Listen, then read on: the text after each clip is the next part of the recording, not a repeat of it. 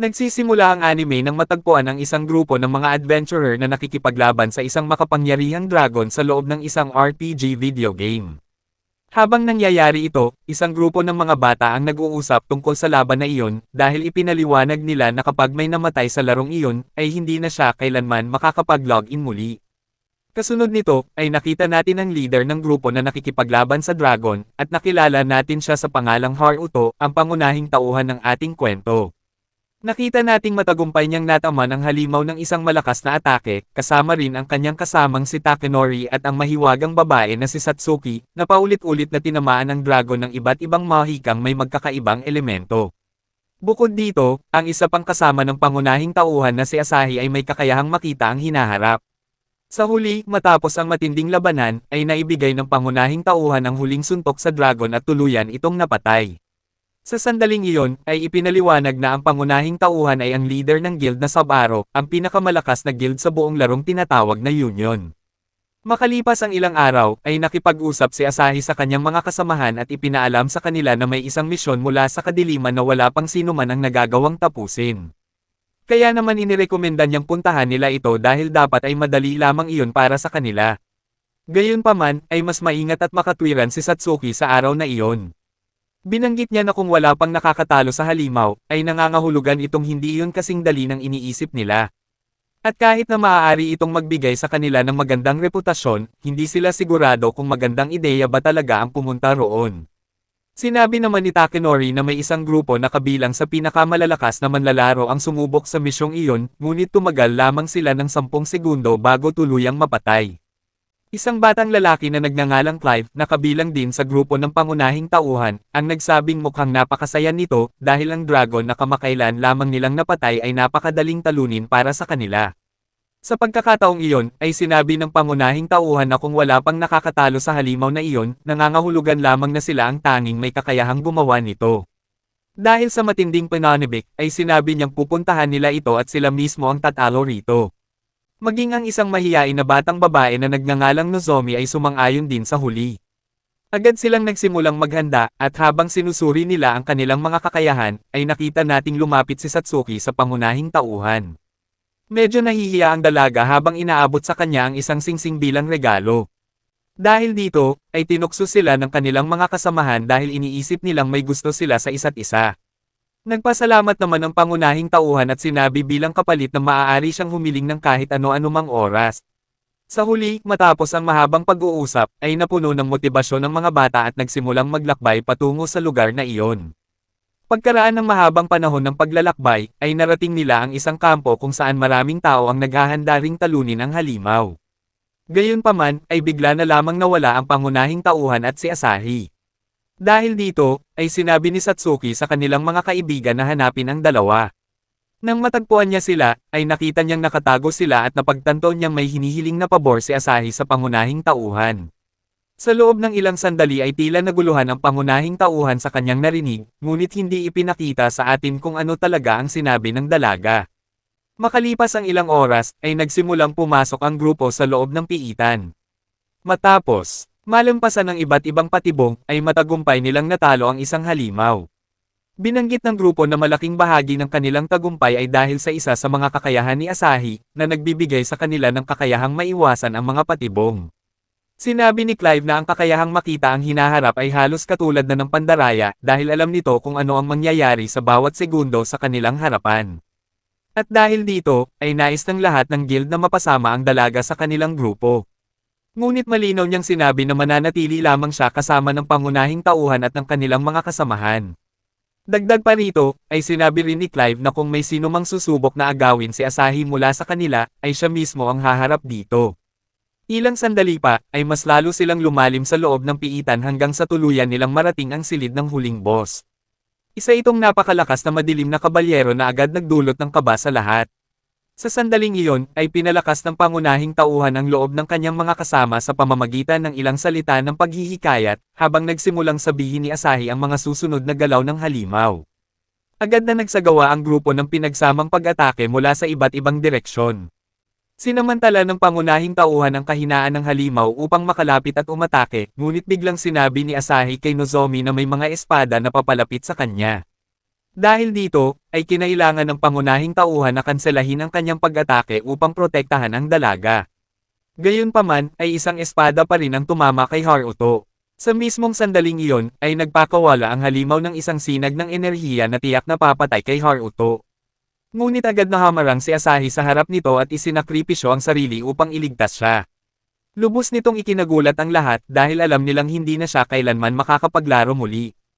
Matapos ang pagkatalo, ay nakita nating muling nagtipon ang lahat. Doon natin napagtantong sila ay mga batang 12 taong gulang lamang sa totoong buhay. Nagkita sila sa realidad dahil hindi na sumasagot si Asahi sa kanilang mga mensahe, ngunit laking gulat nila nang matagpuan nila ang kanyang ina na umiiyak. Makalipas ang ilang oras, ay isinalaysay na si Asahi ay namatay sa totoong buhay sa mismong sandaling namatay rin siya sa laro. Lubos nitong nilugmok ang mga bata sa matinding kalungkutan. Ayon sa mga ulat, ay tila inatake siya sa puso, at matapos ang masusing investigasyon, ay napag-alamang hindi ang laro ang naging sanhi nito. Lumaganap din ang mga usap-usapan na dahil sa insidenteng ito ay maaaring ihinto ng kumpanya ng laro ang kanilang serbisyo pagkatapos nito, ay nakita nating palabas na ang mga bata mula sa burol ni Asahi. Nakita ni Takenori ang pangunahing tauhan at agad siyang sinisi sa lahat ng nangyari dahil si Haruto ang nagpumilit na pumunta sila sa piitan upang talunin ang halimaw. Lumipas ang ilang taon. Isang kaibigan ng pangunahing tauhan ang nag-imbite sa kanya upang subukan ang bagong bersyon ng larong Union dahil naglabas sila ng isang malaking update na muling binuo ang buong laro mula sa simula. Gayunpaman, ay tila wala itong gaanong epekto sa pangunahing tauhan. Kasunod nito, ay lumabas siya mula sa kanyang silid at masayang sinalubong ng kanyang nakababatang kapatid na babae. Nagsimula itong magluto ng itlog para kay Haruto habang siya naman ay nanunood ng balita sa telebisyon. Doon ay nagsimulang pag-usapan ng mga mamamahayag ang bagong laro na tinatawag na Reunion, isang MMORPG na ginawa ng parehong kumpanyang lumikha ng larong dati niyang nilalaro noong siya ay bata pa. Iniulat din ng mamamahayag na mabilis na sumisikat ang laro dahil ang pinakamahuhusay na manlalaro ay nagiging mga kandidato upang makapagtrabaho sa kumpanya. Bukod pa rito, ay tumatanggap sila ng napakaraming benepisyo sa totoong buhay tulad ng mga scholarship at pagkakataong makapag-aral sa ibang bansa. Sa huli, ay binanggit nila na kahit ganap na libre ang laro, ay iilan lamang na mga manlalaro tulad ni Haruto ang maaaring makalaro nito. Gayunpaman, ay hindi mukhang masaya ang pangunahing tauhan kahit na ipinaghanda siya ng kanyang nakababatang kapatid ng almusal. Tumayo siya at nagpasalamat dito sa lahat. Pagkatapos noon, ay nagtungo ang pangunahing tauhan sa kanyang silid at patuloy na nakatanggap ng mga mensahe mula sa kanyang kaibigan na hinihikayat siyang subukan ang bagong laro. Ngunit naisip ni Haruto na ngayong araw ang ika-6 na anibersaryo ng pagkamatay ni Asahi. Dahil dito, ay isinuot niya ang kanyang virtual reality headset at nag-login gamit ang kanyang lumang account. Pagpasok niya sa video game, ay agad niyang napansin na medyo nagbago na ito. Dumating din ang kaibigan na matagal nang nangungulit sa kanya at sinabing tila malungkot siya, ngunit hindi gaanong pinansin ng pangunahing tauhan ang sinabi nito at nagpatuloy silang maglakad patungo sa kagubatan. Binanggit ng binata na kapag namatay sila sa laro, ay tuluyan ng mabublur ang kanilang account. Sa sandaling iyon, ay naisip lamang ng pangunahing tauhan na mas mabuti sana kung nagpatuloy siyang maglaro ng dating laro kasama si Asahi at ang iba pa nilang mga kaibigan. Makalipas ang mahabang panahon, ay nakita nating pumasok sila sa isang dungeon.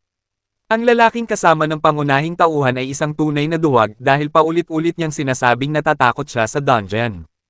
Ito ay dahil unang beses pa lamang nilang dalawa na maglaro ng bersyong ito ng laro. Biglang nakaramdam ang pangunahing tauhan ng presensya ng ilang halimaw, kaya agad niyang hinugot ang kanyang espada. At bago pa man makalapit ang mga ito sa kanyang mga kasama, ay mabilis niya silang pinatay lahat. Labis na namangha ang mga kasama niya at sinabi nilang siya ang pinakamahusay na mandirigmang nakita nila. Maya-maya, ay nagsimulang magbago ang anyo ng piitan. Sinabi ni Haruto na sa lumang bersyon ng Union ay hindi kailanman inililipat ng laro ang mga manlalaro sa ibang espasyo. Sinabi naman ng isang dalagang kasama nila na mabuti iyon dahil baka may mga halimaw sa paligid. Ngunit ipinaliwanag ng pangunahing tauhan na iyon mismo ang problema dahil wala siyang nararamdamang kahit isang halimaw. Pagkatapos ay nakita nila ang isang box sa kanilang harapan. Hiniling ng mga kasama niya na siya ang magbukas nito dahil siya lamang ang may kakayahang hamarang sakaling may lumabas na pag-atake. Ngunit natigilan ng pangunahing tauhan nang buksan niya ang kaban at makita kung sino ang lumabas mula rito, si Asahi mismo. Lubos itong nagpagulat at nagpayanig sa kanyang isip dahil 6 na taon nang patay ang dalaga, ngunit kumikilos ito na parang walang nangyari. Ilang sandali pa, ay lumabas sila mula sa piitan, at sinabi ng mga kasama ng pangunahing tauhan na mauuna na sila upang iulat na natapos nila ang misyon. Samantala, ay sinubukan naman ng pangunahing tauhan na iwasan si Asahi. Sinabi niya rito na alam niyang isa lamang itong impostora. Hindi maintindihan ng dalaga ang kanyang sinasabi. Ngunit nang sasabihin na sana niya na namatay ito 6 na taon na ang nakalipas, ay dumating ang ilang adventurer. Nang mapansin niyang nakatingin ang mga ito sa kanila, ay agad niya isinama si Asahi sa ibang lugar. Doon ay diretsahan niyang tinanong kung sino ba talaga ang nag-login gamit ang account ni Asahi. Ngunit sinabi ni Asahi na kasama niya silang naglaro noong nakaraang araw, binanggit pa nito na nagpunta pa siya sa swimming pool. Biglang naalala ni Haruto na 6 na taon na ang nakalipas ay pinag-uusapan ni Asahi at Nozomi ang pagpunta nila sa swimming pool ng magkasama. Tinanong niya si Asahi kung anong taon na ba ngayon, agad itong sumagot na taong 2034. Ngunit sinabi ni Haruto na ang tunay na taon ay 2040. Hindi makapaniwala si Asahi, kaya agad niyang sinuri ang kanyang status screen. Doon niya natuklasan na tama nga si Haruto at taong 2040 na talaga. Inisip niyang baka isa lamang itong pagkakamali, kaya sinubukan niyang muling mag-log out. Ngunit gaya ng inaasahan, ay hindi niya magawang mag-log out sa laro. Napansin ng pangunahing tauhan na nakakagulat kung gaano kapayapo ang kilos ni Asahi sa kabila ng lahat ng nangyayari. Pagkatapos noon, ay tinanong siya ng dalaga tungkol sa iba pa nilang mga kaibigan.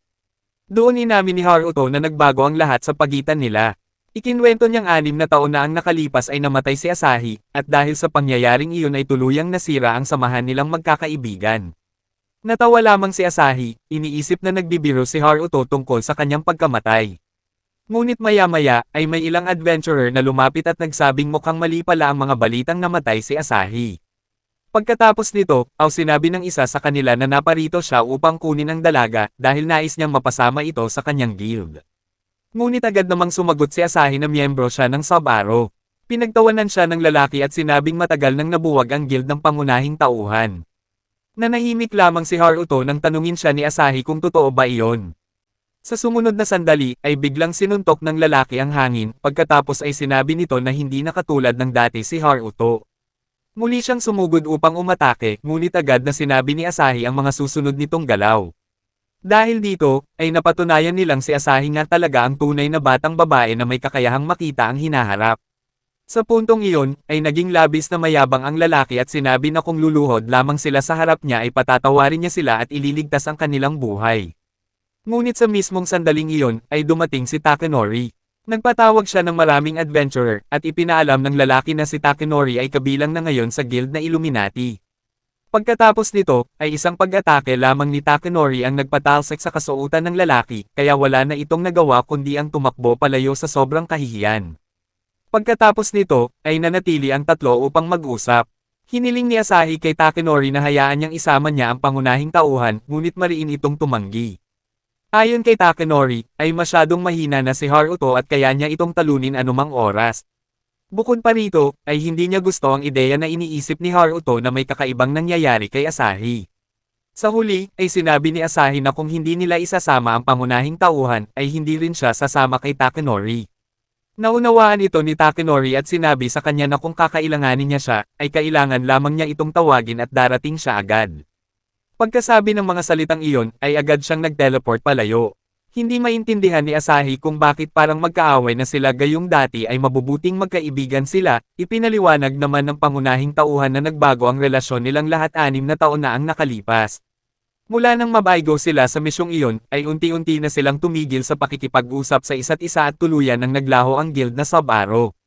Dahil dito, ay napuno ng determinasyon si Asahi at sinabi niyang kung ganoon ay dapat nilang buuin itong muli. Kinabukasan, ay nakita natin ang pangunahing tauhan na nakalog out sa laro habang iniisip kung si Asahi nga ba talaga iyon. Sa sandaling iyon, ay pumasok sa kanyang silid ang kanyang nakababatang kapatid na babae na tatawagin nating Aruna. Sinabi nito na may isang panauhing dumating upang bisitahin siya. Paglabas niya, ay nakita niyang walang iba kundi ang napakagandang si Satsuki. Agad silang nagtungo sa silid ng pangunahing tauhan. Nagpasalamat si Haruto kay Satsuki dahil ipinagtanggol siya nito hanggang sa huli, lalo na't 6 na taon na silang hindi nag-uusap. Binanggit ni Satsuki na wala talaga siyang planong laruin ang reunion, ngunit sa huli ay nagpasya rin siyang subukan ito. Nang susulatan na sana niya ang pangunahing tauhan, ay nakalog out na pala ito. Pagkatapos nito, ay tinanong siya ni Haruto kung nakita ba niya ang taong kasama niya. Dagdag pa niya, ay mas gusto niyang ipaubaya na lamang ang lahat kay Takanori. Ngunit hindi kumbinsido si Satsuki dahil hindi iyon ang uri ng bagay na gagawin niya noon. Gayunpaman, ay malinaw na sinabi ng pangunahing tauhan na matagal na niyang tinihil ang paglalaro at hinihintay na lamang na tuluyang mabura ang kanyang account. Ikinagalit ito ni Satsuki, sinabi niyang hindi niya maaaring kalimutan ang kanilang samahan at ang kanilang nakaraan. Pagkatapos sabihin iyon, ay umalis siya sa bahay ni Haruto. Makalipas ang ilang oras, ay nag-login si Satsuki sa laro.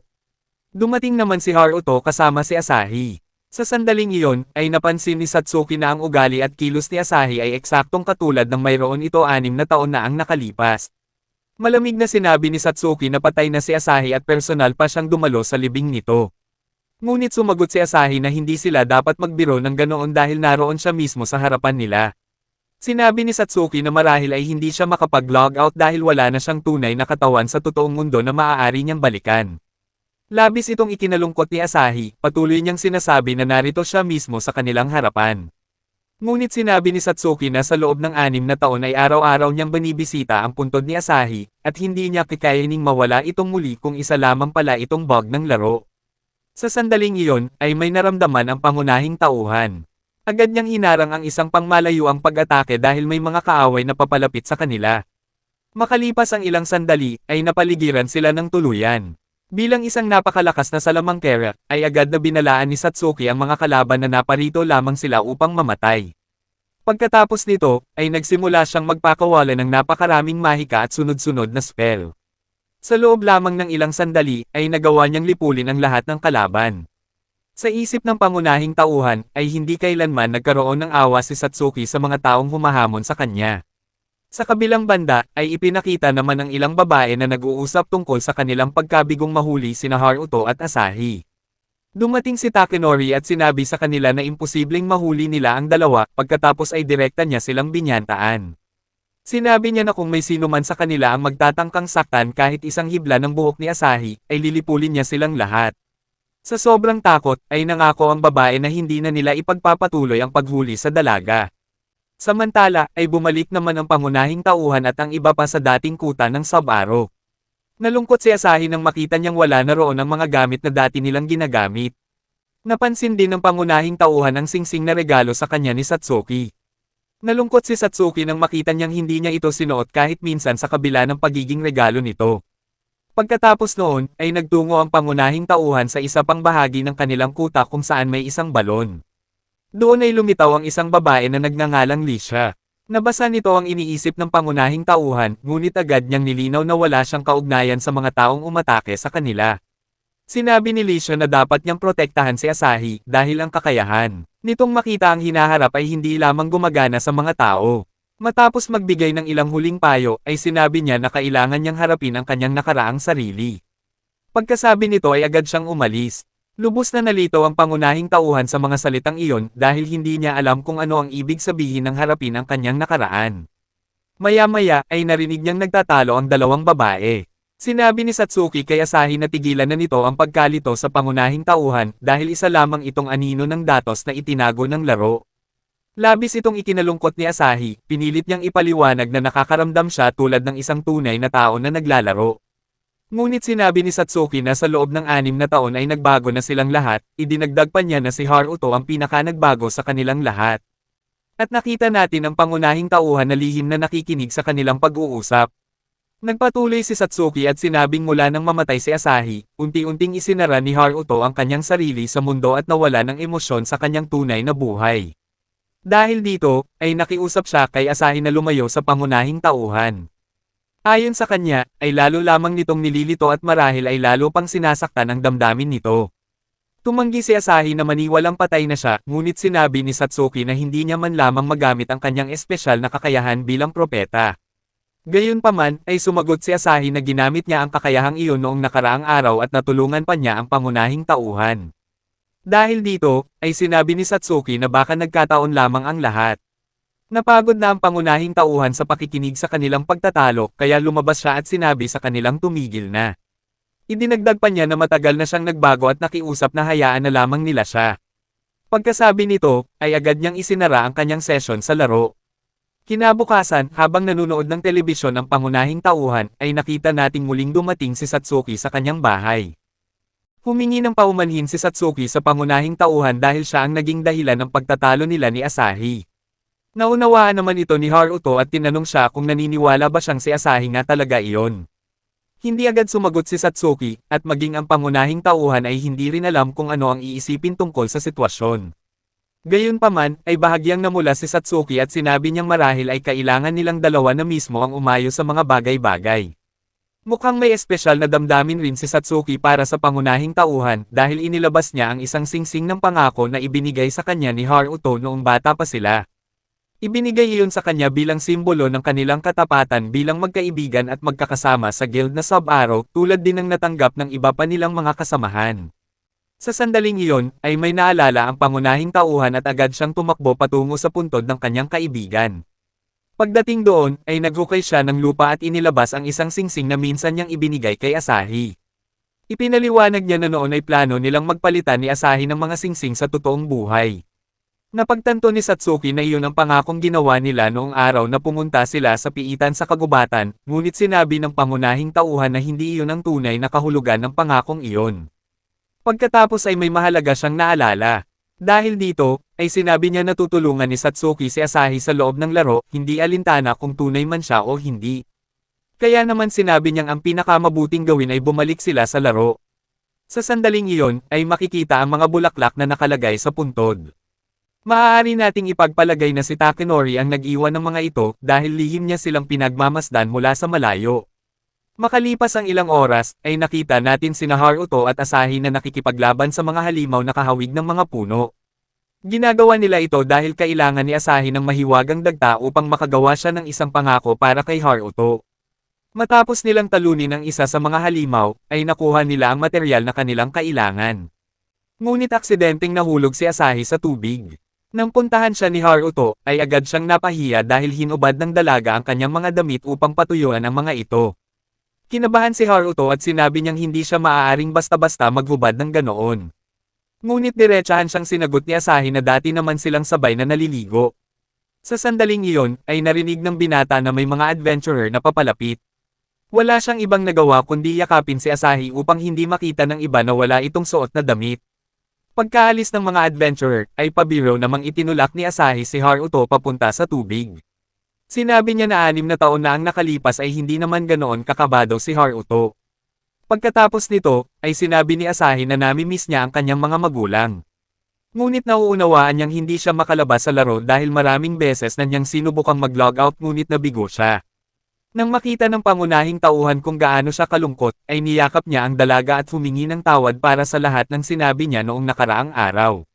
Sa ibang eksena, ay nakita natin si Satsuki na nakatingin sa mga lumang larawan nilang magkakasama. Naalala niya kung paano siya palaging inililigtas ng pangunahing tauhan sa tuwing nangangailangan siya ng tulong sa laro. Dahil para kay Haruto, ang kanyang pinakamahalagang tungkulin noon ay ang protektahan si Satsuki. At sa tuwing ginagawa niya iyon, ay palaging namumula ang dalaga. Samantala, sina Haruto at Asahi ay nasa isang pandayan. Nagpagawa sila ng isang singsing gamit ang mahiwagang dagta ng puno. Noong una, ay nais sana ni Asahi na isuot ito sa pangunahing tauhan. Ngunit kinuha ni Haruto ang singsing at siya mismo ang nagsuot nito sa dalaga. Labis itong ikinasaya ni Asahi. Bagamat para sana sa pangunahing tauhan ang regalo, ay mas naging mahalaga para sa kanya na si Haruto mismo ang naglagay nito sa kanyang daliri. Pagkaraan nito, ay nakipagkita sila kay Satsuki. Masayang sinabi ni Asahi na nagawa nila ang unang singsing ng bago nilang guild na Sub-Arrow. Ngunit agad nagselo si Satsuki nang makita niyang si Haruto mismo ang nagsuot ng singsing kay Asahi. Ipinaliwanag niya na ang pagsusuot ng singsing sa kaliwang kamay ng isang babae ay simbolo ng pangakong pagpapakasal. Subalit dahil sadyang manhid si Haruto sa mga ganitong bagay, ay hindi niya naunawaan ang ipinahihiwatig ni Satsuki. Pagkatapos noon, ay nagtungo sila sa ibang lugar. Sinabi ni Asahi sa pangunahing tauhan na parang kakaiba ang kilos ni Satsuki.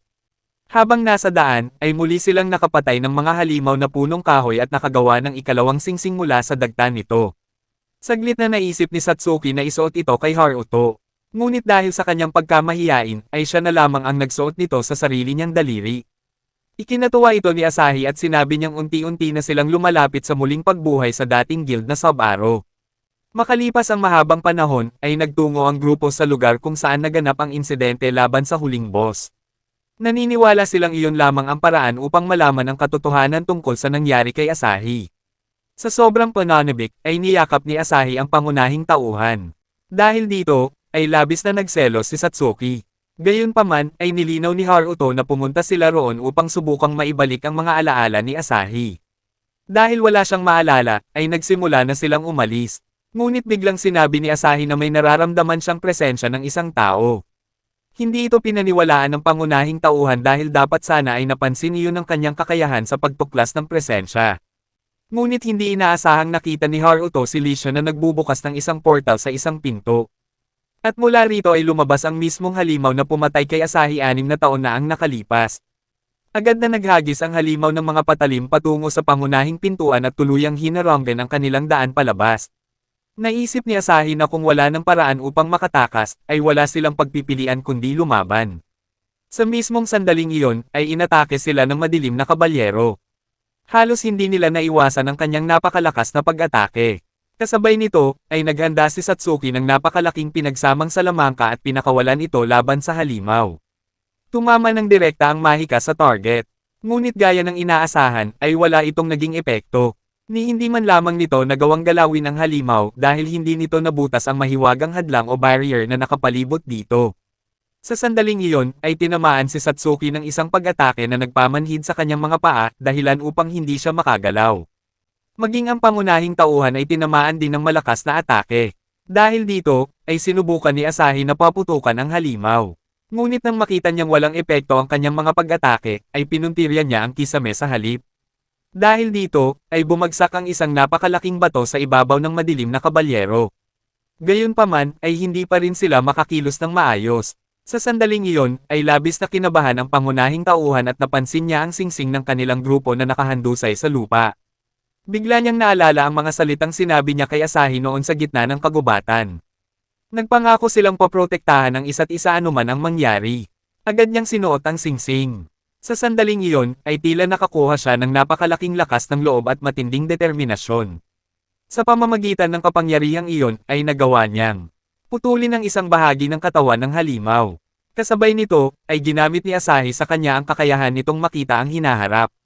Dahil alam na niya ang mga susunod na galaw ng kalaban, ay sunod-sunod siyang naglunsad ng mabibilis na pag-atake laban sa madilim na kabalyero. Sa huli, ay malinaw na nanag sila sa labanan. Pagkatapos ng kanilang tagumpay, ay sinabi ni Satsuki sa pangunahing tauhan na tila bumalik na ang kanyang kakayahang ascended. Ang kapangyarihang ito ay kilala bilang Cor de Leon, isang natatanging kakayahan na nagpapahintulot sa kanya na magpatawag ng isang napakalakas na halimaw. Pagkatapos nito, ay humingi ng tawad si Satsuki kay Asahi. Napagtanto niya na taglay nga nito ang sining ng propeta, ang espesyal na kakayahang makita at maramdaman ang hinaharap. At ayon sa kanilang kaalaman, ay tanging isang taong may tunay na pisikal na katawan lamang ang maaaring gumamit ng kakayahang iyon. Dahil dito, ay naunawaan nilang hindi talaga patay si Asahi gaya ng kanilang pinaniniwalaan noon. Gayunpaman, ay kailangan pa rin nilang malaman kung ano talaga ang nangyari sa kanya at kung bakit nananatili pa rin siya sa loob ng laro. Sa huli, ay muling nangako ang tatlo na bubuhayin nilang muli ang guild na Sub-Arrow at mananatili silang magkakasama. Pagkatapos nito, ay lumabas sila mula sa piitang kanilang nilinis. Habang naglalakad, ay pinag-usapan nila ang pangangailangang hanapin muli sina Clive at ang iba pa nilang dating mga kasama. Ngunit alam nilang ang tanging taong maaaring tumulong sa kanila tungkol dito ay si Takanori. Sa mismong sandaling iyon, ay may isang pulang kristal na nahulog mula sa kwintas na suot ni Asahi. Nagtaka siya kung saan iyon nanggaling, sinabi ni Asahi na marahil ay nakuha niya ito matapos nilang talunin ang boss. Sinubukan niyang alalahanin ng mabuti ang nangyari, ngunit bigla siyang napaluhod sa lupa habang may malalabong alaala na nagsimulang bumalik sa kanyang isipan. Ang mga ito ay mga alaala mula sa kanyang buhay sa totoong mundo. Gayunpaman, ay hindi nila maintindihan ang kanilang nakita. Ang mga alaalang iyon ay mula pa noong 6 na taong gulang lamang si Asahi. Makalipas ang mahabang panahon, ay dumating sila sa lungsod.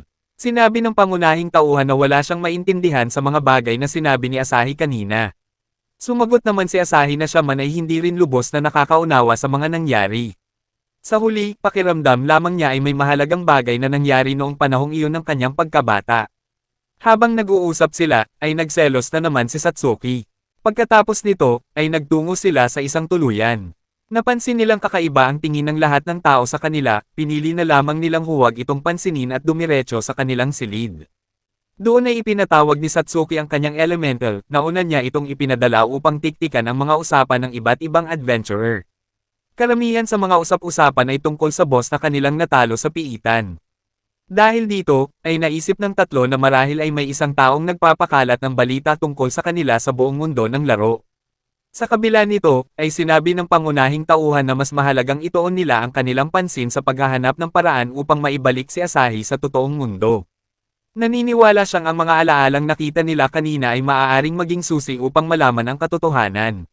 Samantala, ay sinabi ni Asahi na dapat muna nilang tipunin muli ang lahat ng dating miyembro ng Sub-Aro. Ayon sa kanya, ay iyon lamang ang paraan upang mas mapabilis ang kanilang investigasyon. Ngunit hindi nila alam kung naglalaro pa rin ba sina Clive at Nozomi. Dahil dito, ay sinabi ni Satsuki na may kilala siyang mahusay na impormante. Habang tumatawid sila sa isang tulay, ay may ilang adventurer na nagmamadaling dumaan. Binalaan sila ng mga ito na mag-ingat dahil may mga miyembro ng guild na Southern Cross na gumagala sa lugar. Habang naglalakad, ay napag-usapan din nila kung paano nagawang manatiling buhay ng mga guild tulad ng Illuminati sa loob ng napakahabang panahon. Pagkaraan ng ilang sandali, ay natagpuan ng grupo ang kanilang sarili sa gitna ng isang malawak na bangin. Hindi nila namalayang maraming tao na pala ang nagmamasid sa kanila mula sa paligid. Sa sandaling iyon, ay lumitaw ang leader na nagngangalang Litos. Direkta niyang sinabi sa pangunahing tauhan na ibigay nila si Asahi sa kanya. Tulad ng maraming ibang guild, ay hinahabol din niya si Asahi dahil sa kanyang kakayahan sa sining ng propeta. Idinagdag pa ni Litos na mayroon siyang 1,000 miyembro sa kanyang guild, binalaan niya sila na huwag magtangkang gumawa ng anumang plano laban sa kanila dahil madali silang malilipol. Ngunit may buong kumpiyansang sinabi ng pangunahing tauhan na walang halaga ang kanilang lakas kumpara sa guild na Sub-Aro. Bago pa man magpatuloy ang usapan, ay dumating ang isa pang guild na kilala bilang Genius Society. Ang leader nitong si Angeles ay nagsabing mas mabuting umurong na si Litos at tigilan ang panggugulo sa grupo ng pangunahing tauhan. Ipinaliwanag niya na nabihag na nila ang marami sa mga miyembro nito at maaari silang magsimula ng isang malawakang masaker anumang oras. Dahil dito, ay wala nang nagawa si Litos kundi ang bawiin ang kanyang buong hukbo. Pagkatapos umalis ng Southern Cross, ay bumaba si Angeles upang kausapin sila ng personal. Sinabi niyang wala siyang balak na magdulot ng problema. Sa halip, ay inalok niya silang manatili sa ilalim ng kanyang protection at mamuhay ng mapayapa. Nilinaw rin niyang wala siyang interes sa kakayahan ni Asahi. Ayon sa kanya, ang mas mahalaga ay ang katotohanan ang mismong pag-iral ni Asahi, at ang anumang mangyari sa kanya, ay maaaring makaapekto sa buong mundo ng reunion. Dahil dito, ay iminungkahi niyang sumama si Asahi sa kanilang grupo upang maprotektahan siya mula sa maraming taong naghahabol sa kanya. Ngunit mariing tumanggi si Asahi, sinabi niyang kabilang siya sa Sub-Aro at hindi sa anumang ibang guild. Bukod pa rito, ay wala siyang balak na magpasunod sa utos ng ibang tao. Sa sandaling iyon, ay sinabi ni Angeles na wala naman itong problema. Tutal, ang pag-iral ni Asahi ay parang isang wild card para sa mundong ito. Ngunit bago siya umalis, ay nagbigay siya ng babala. Sinabi niyang kung may mangyaring masama dahil kay Asahi, ay babalik sila upang lipulin silang lahat. Pagkatapos sabihin ang mga salitang iyon, ay agad siyang umalis. Sa ibang eksena, ay nakita natin ang isang babae na dumating upang magbigay ng ulat kay Takanori. Ipinalam niya na parehong sinusubaybayan ng guild ni Litos at ng grupo ni Angeles si Asahi. Sinabi ni Takanori na ipagpatuloy nila ang pagmamatsyag. Hindi niya hahayaang may makalapit kay Asahi dahil alam niyang may mga taong naghahabol sa kanya. Kinabukasan ay nagkita sina Haruto at Satsuki sa totoong buhay. Namili sila dahil nais ng pangunahing tauhan na bumili ng bagong console upang maglaro ng Union R. Pagkatapos nilang mamili, ay napansin ni Haruto na tila may iniisip si Satsuki at parang may sama ito ng loob. Dahil dito, ay inanyayahan niya itong magtanghalian kasama siya. Habang kumakain, ay napag-usapan nila na hindi pa rin nila matagpuan si Clive, at malaki ang posibilidad na nasa ibang bansa na si Nozomi. Pagkatapos nilang kumain, ay hindi mapigilan ng pangunahing tauhan na pag-usapan si Asahi. Lalo itong ikinainis ni Satsuki dahil hindi niya na maitago ang kanyang pagseselos. Napag-isipan din nila na maaaring humingi sila ng tulong sa pulisya, ngunit alam nilang magmumukha lamang silang baliw kung ikukwento nila ang tungkol sa isang taong opisyal ng patay. Hindi rin nila maaaring sabihin ang lahat sa pamilya ni Asahi dahil tiyak na iisipin nilang pinaglololoko lamang sila. Sa wakas ay hindi na nakapagpigil si Satsuki, galit niyang sinabi na parang gusto ni Haruto na si Asahi lamang ang makasama niya. Dahil dito, ay tumayo siya ng may pagkainis at agad na umalis sa restaurant, hindi alintana ang eksenang nalikha niya. Kinabukasan, ay muling nag-login ang pangunahing tauhan sa laro at nakipagkita sa dalawang babae. Nagtanong si Haruto kay Asahi ng maraming bagay upang matulungan siyang maalala ang lugar na nasa kanyang isip. Sinabi ni Asahi na ang tanging naaalala niya ay isang lugar na tinatawag na Tore ng Langit. Dahil dito, ay agad silang nagtungo roon. Pagdating nila, ay naisip ng pangunahing tauhan na eksaktong kapareho pa rin ito ng lugar na nakita nila noong nakaraan. Pagpasok nila sa loob, ay mabilis nilang natalo ang isang halimaw na sumalubong sa kanila. Natuwa si Asahi nang makitang nakikipaglaban si Satsuki kasama nila. Ngunit sinabi ni Satsuki na sa maraming pagkakataon noon, ang pangunahing tauhan ang laging tumutulong sa kanya. Habang paakyat sila sa mahabang hagdanan, ay tinanong ni Haruto si Satsuki kung maayos lang ba siya.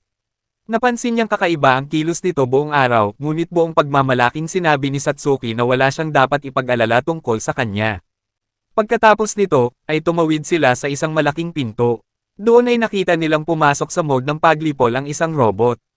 Agad silang nakipaglaban dito at madali nila itong natalo.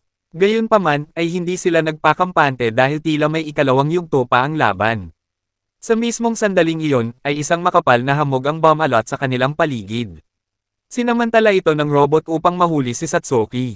Dahil dito, ay agad na sumugod ang pangunahing tauhan at pinakawala ng sunod-sunod na pag-atake hanggang sa tuluyan niyang sirain ang makina.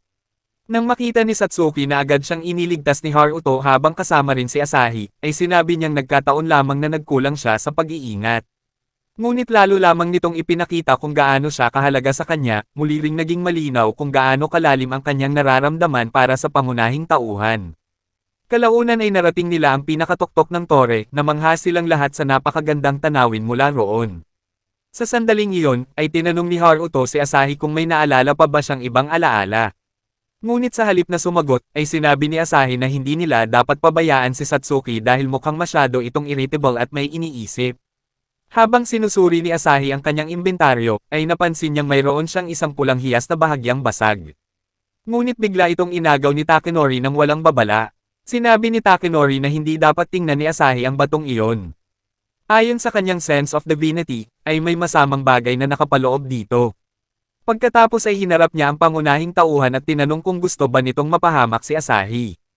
Hindi niya hahayaang may anumang kasamaan na sumunod sa kanya, ipinaliwanag din niya na ang mga matataas na guild gaya ng Illuminati ay nakakatanggap ng halos lahat ng impormasyon tungkol sa mga nangyayari sa laro.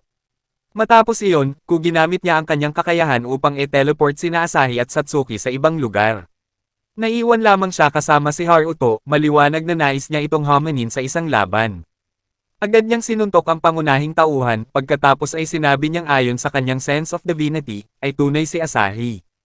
Ngunit hindi na siya kailanman makababalik sa totoong mundo. Dahil dito, ay ipinagtapat ni Takenori na handa siyang manatili habang buhay sa loob ng laro upang tuparin ang kanyang pangako kay Asahi. Hindi makapaniwala si Haruto sa kanyang narinig. Para sa kanya, ay baliw si Takenori kung handa itong maging adik sa laro habang buhay para lamang manatiling kasama si Asahi. Dahil dito, ay nauwi sila sa isang mainit na pagtatalo. Sinabi ng pangunahing tauhan na mali ang pakiramdam ng sense of divinity ni Takenori tungkol kay Asahi. Agad namang nagalit si Takenori.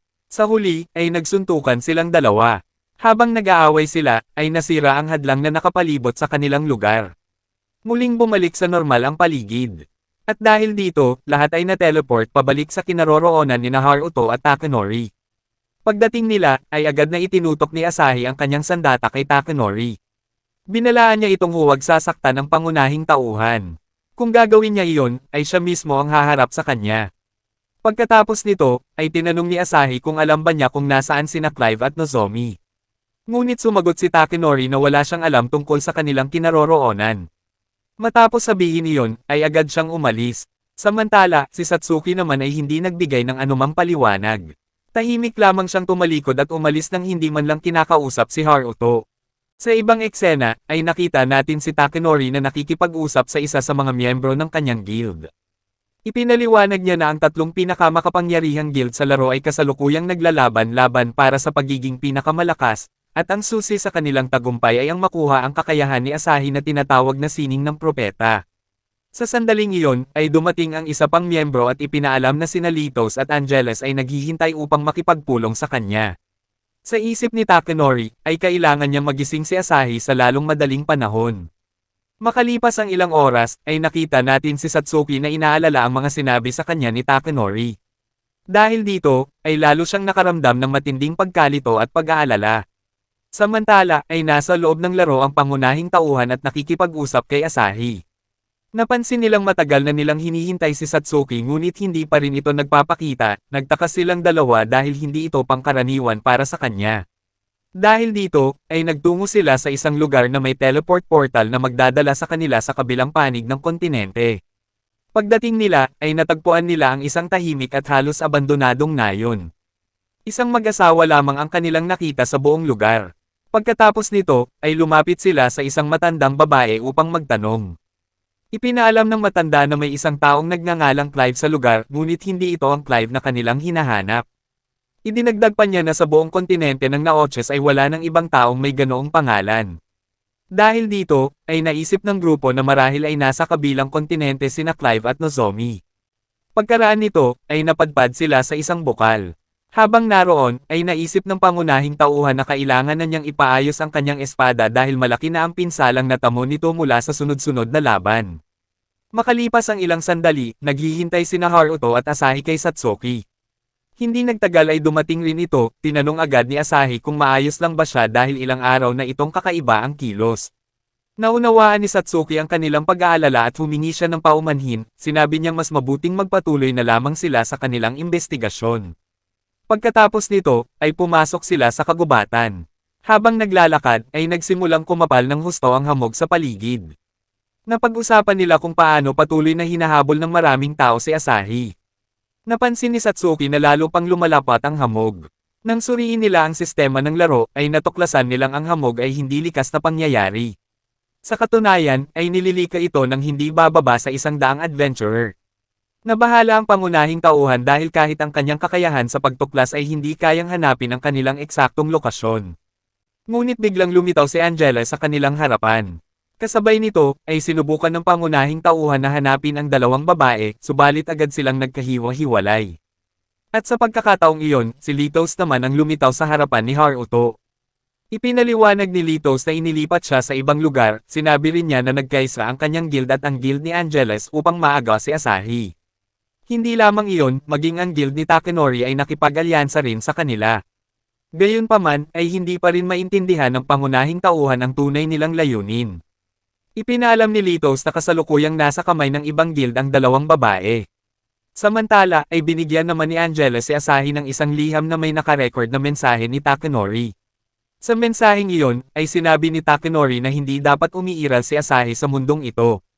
Alam din niya na nagkita na sina Asahi at Haruto sa totoong buhay. Dagdag pa niya, ay magkaiba ang kanilang pagkatao at kapalaran. Dahil dito, ay nakiusap siyang umalis, na si Asahi sa laro. Ayon sa kanya, ay maaaring mapahamak si Haruto at mawala ng kakayahang maglaro kung magpapatuloy siyang makialam sa kanilang mga plano. Labis itong ikinagalit ni Asahi. Pagkatapos ay hiniling ni Angeles na sumuko na lamang siya, sinabi niyang maaari siyang manatili ng ligtas sa kanilang guild base. Ngunit bilang tugon, ay agad siyang inatake ni Asahi. Tinamaan ang kamay ni Angeles. Kasunod nito, ay pinakawalan niya ang kanyang mga elementong mahika at walang awang inatake ang lahat ng adventurer na nasa paligid. Samantala, ay nakikipaglaban naman ang pangunahing tauhan kay Litos. Namangha si Litos sa kanyang lakas, inamin niyang isa itong alamat noon at isa pa ring alamat hanggang ngayon. Ngunit binalaan niya si Haruto na hindi nito kayang talunin ang buong hukbo niya ng mag-isa. Agad na sumiklab ang labanan. Sunod-sunod na palaso ang pinakawalan laban sa pangunahing tauhan, ngunit nagawa niyang iwasan ang karamihan sa mga ito. Bigla namang tinamaan si Litos ng isang palaso mula kay Lisha na dumating sa eksena. Napansin niyang hindi niya maalis ang palasong tumama sa kanya. Bukod pa rito, ay tila naselyuhan ang kanyang kapangyarihan. Hindi nagtagal ay muling umatake si Lisha. Nagpakawala siya ng isang napakalawak na ulan ng mga palaso na tumama sa lahat ng kalaban. Pagkatapos nito, ay sinabi niya sa pangunahing tauhan na umalis na agad dahil nasa panganib si Asahi. Sa kabilang panig naman, ay hindi maintindihan ni Asahi kung bakit ginagawa ng kanyang mga kaibigan ang lahat ng ito.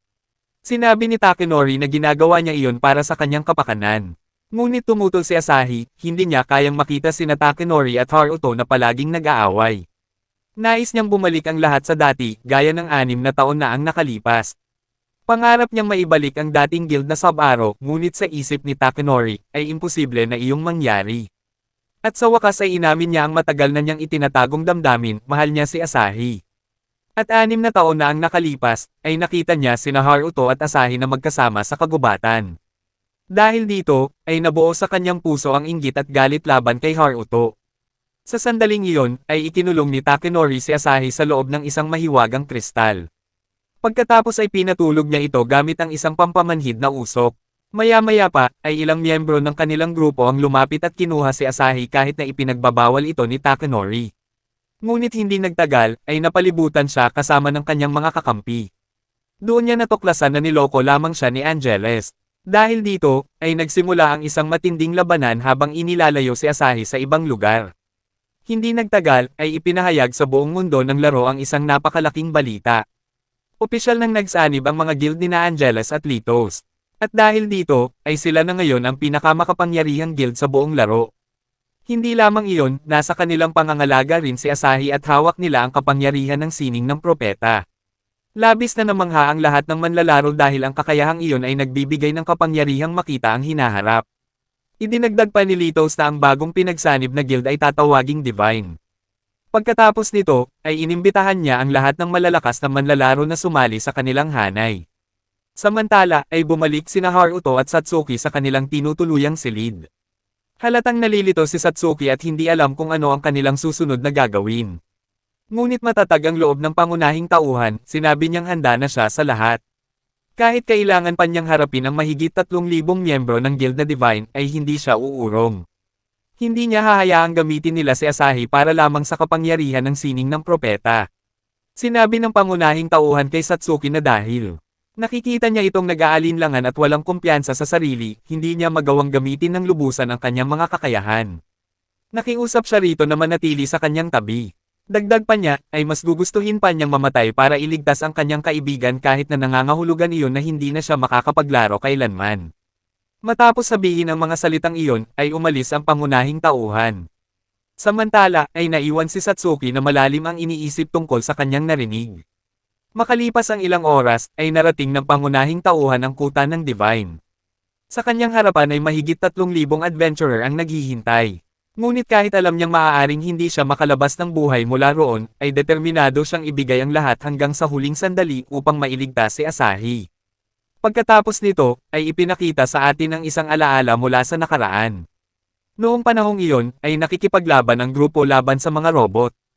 Habang nagaganap ang labanan, ay ibinibigay ni Asahi ang eksaktong mga galaw na dapat gawin ng bawat isa upang talunin ang mga kalaban.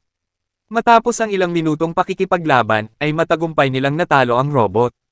Labis ang tuwa ni Asahi. Doon ibinunyag na iyon ang unang pagkakataon na nagising ang kanyang kakayahang makita ang hinaharap, ipinaliwanag niya na para bang kusang lumilitaw sa kanyang isip ang mga mangyayari bago pa man ito maganap. Mula noon, ay nagsimulang makaramdam ng selos si Satsuki. Sa kabila ng lahat ng kanyang pagsisikap upang maging mas malakas, ay wala ni isang taong pumuri sa kanya. Dahil dito, ay napaluha siya. Napansin ito ni Asahi at binigyan siya ng mga salitang pampalakas loob. Ngunit naging tapat si Satsuki at ipinahiwatig niyang palaging si Asahi ang kasama ng pangunahing tauhan. Ngunit ipinaalala ni Asahi na nagsikap din siya ng husto upang matulungan si Haruto. At kung pareho silang magsisikap, marahil balang araw ay masasabi nilang dalawa ang tunay nilang nararamdaman para sa kanya. Dahil sa mga salitang iyon, ay kumalma si Satsuki at niyakap niya ang kanyang kaibigan. Pagbalik sa kasalukuyan, ay malinaw na ang mga alaalang iyon ang laman ng isip ni Satsuki. Dahil dito, ay nagkaroon siya ng panibagong lakas ng loob at nagtungo siya kay Takenori. Pagdating niya, ay sinabi niyang napakakalma nito sa kabila ng nangyayari.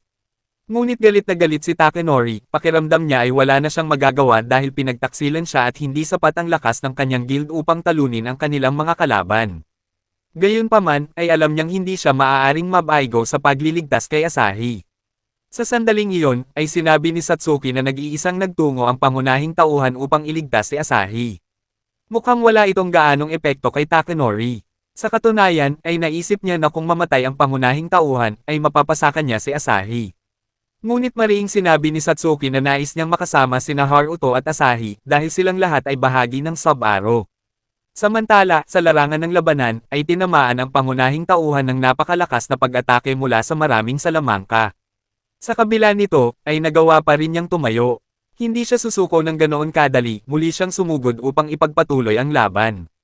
Kasabay nito, ay sinabi ni Satsuki kay Takanori na tutulungan niya ang pangunahing tauhan kahit sumama man ito o hindi. Para sa kanya, ay naging napakasarili na ni Takanori. Matapos sabihin iyon, ay agad siyang umalis.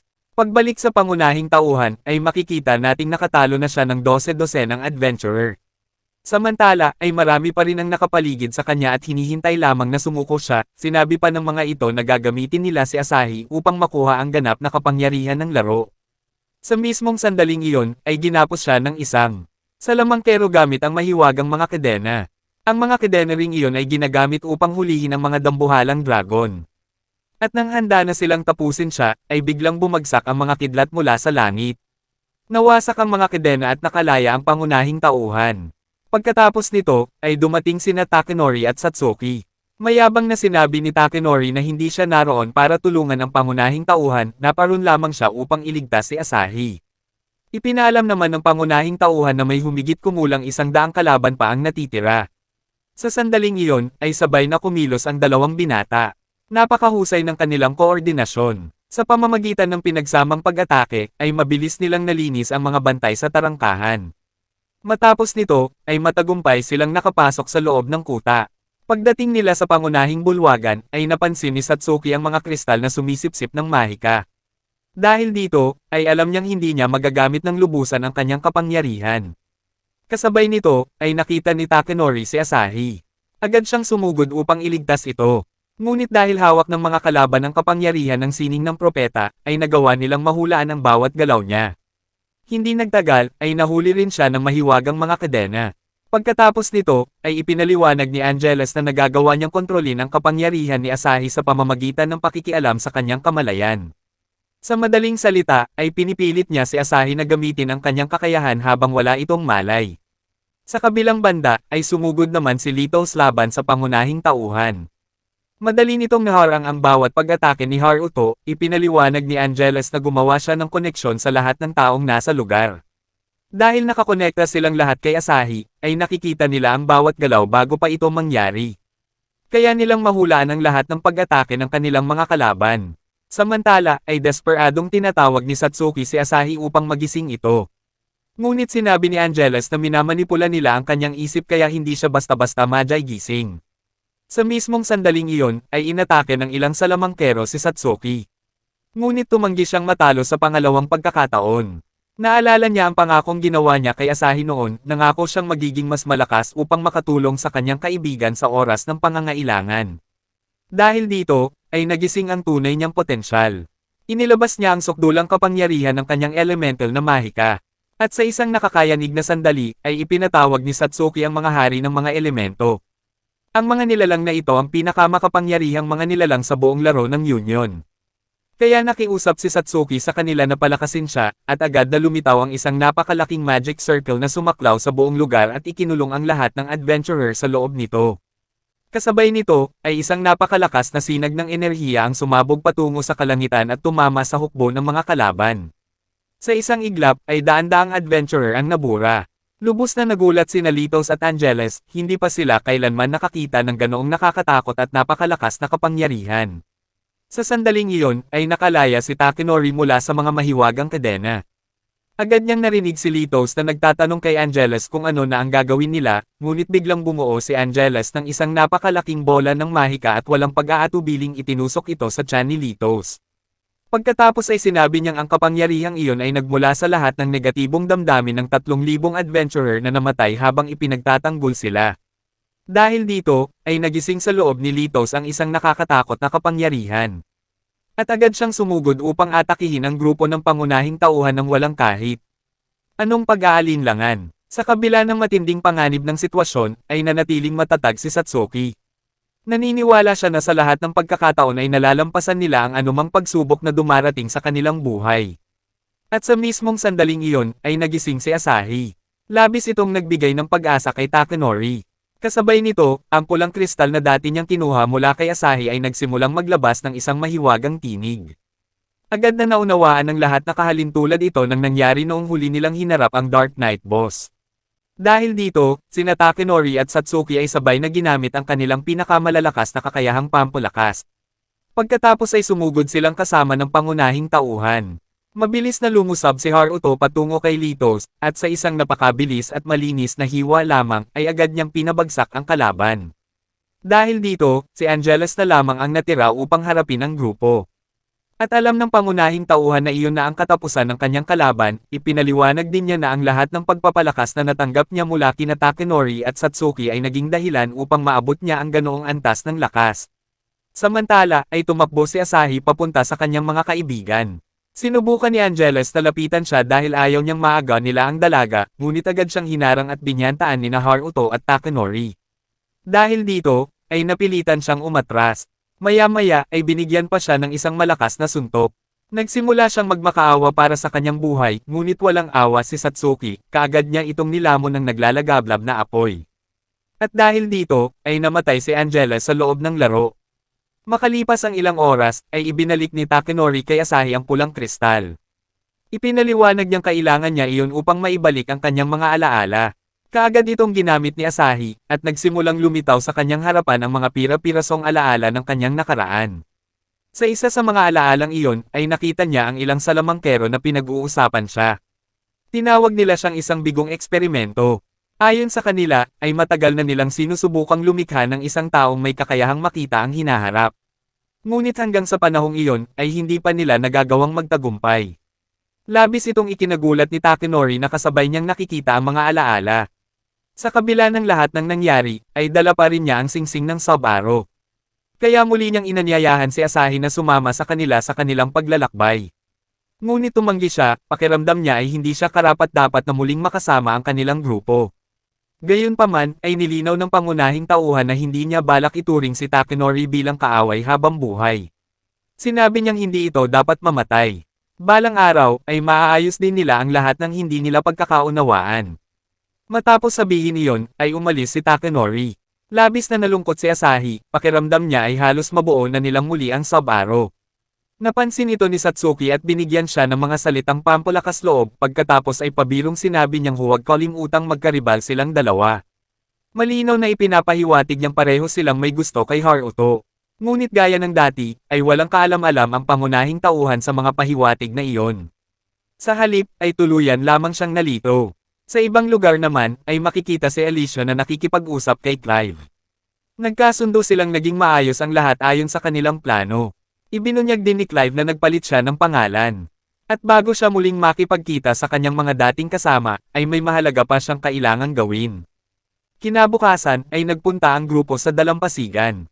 Habang inaasar ng dalawang dalaga ang pangunahing tauhan, ay gumanti siya sa pamamagitan ng pagbuga ng malakas na bugzo ng tubig. Gamit ang isa sa kanyang mga kakayahan.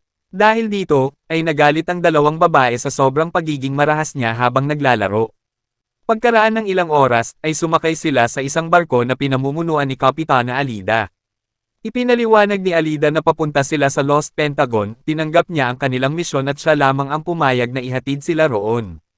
Nagtanong siya kung naghahanap ba sila ng kayamanan, ngunit sinabi ng pangunahing tauhan na isang hindi nababasag na espada ang pakay niya. Ayon sa alamat, ay matatagpuan ito sa kailaliman ng dagat sa lugar na iyon.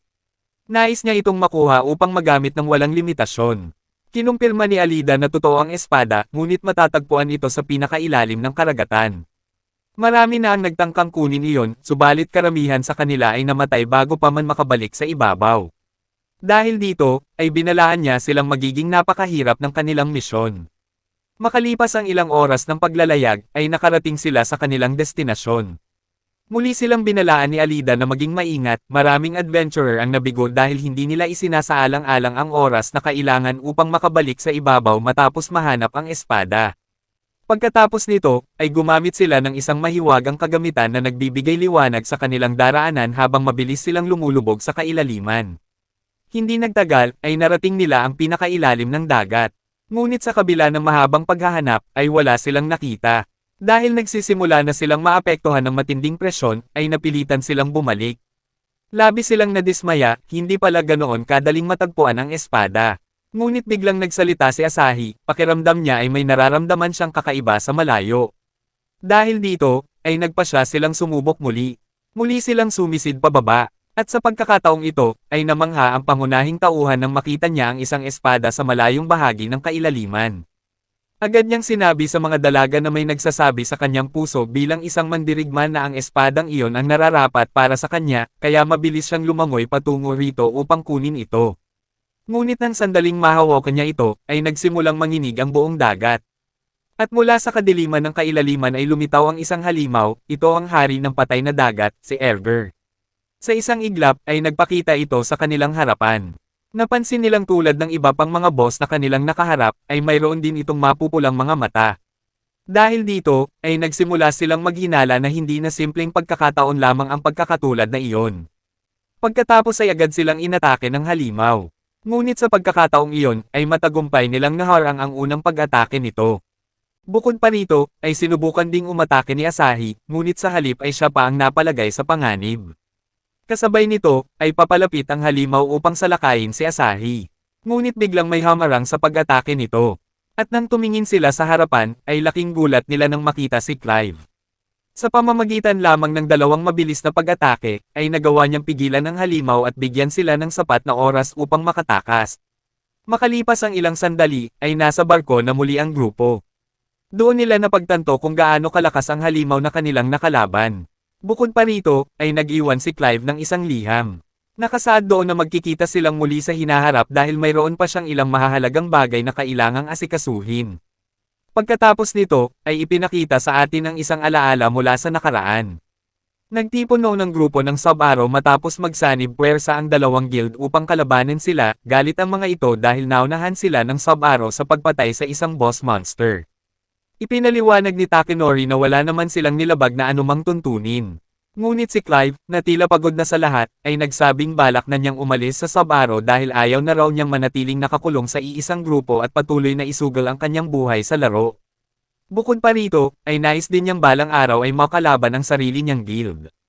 Pagbalik sa kasalukuyan, ay inimbitahan ni Takenori sina Haruto at Satsuki sa kanyang bahay.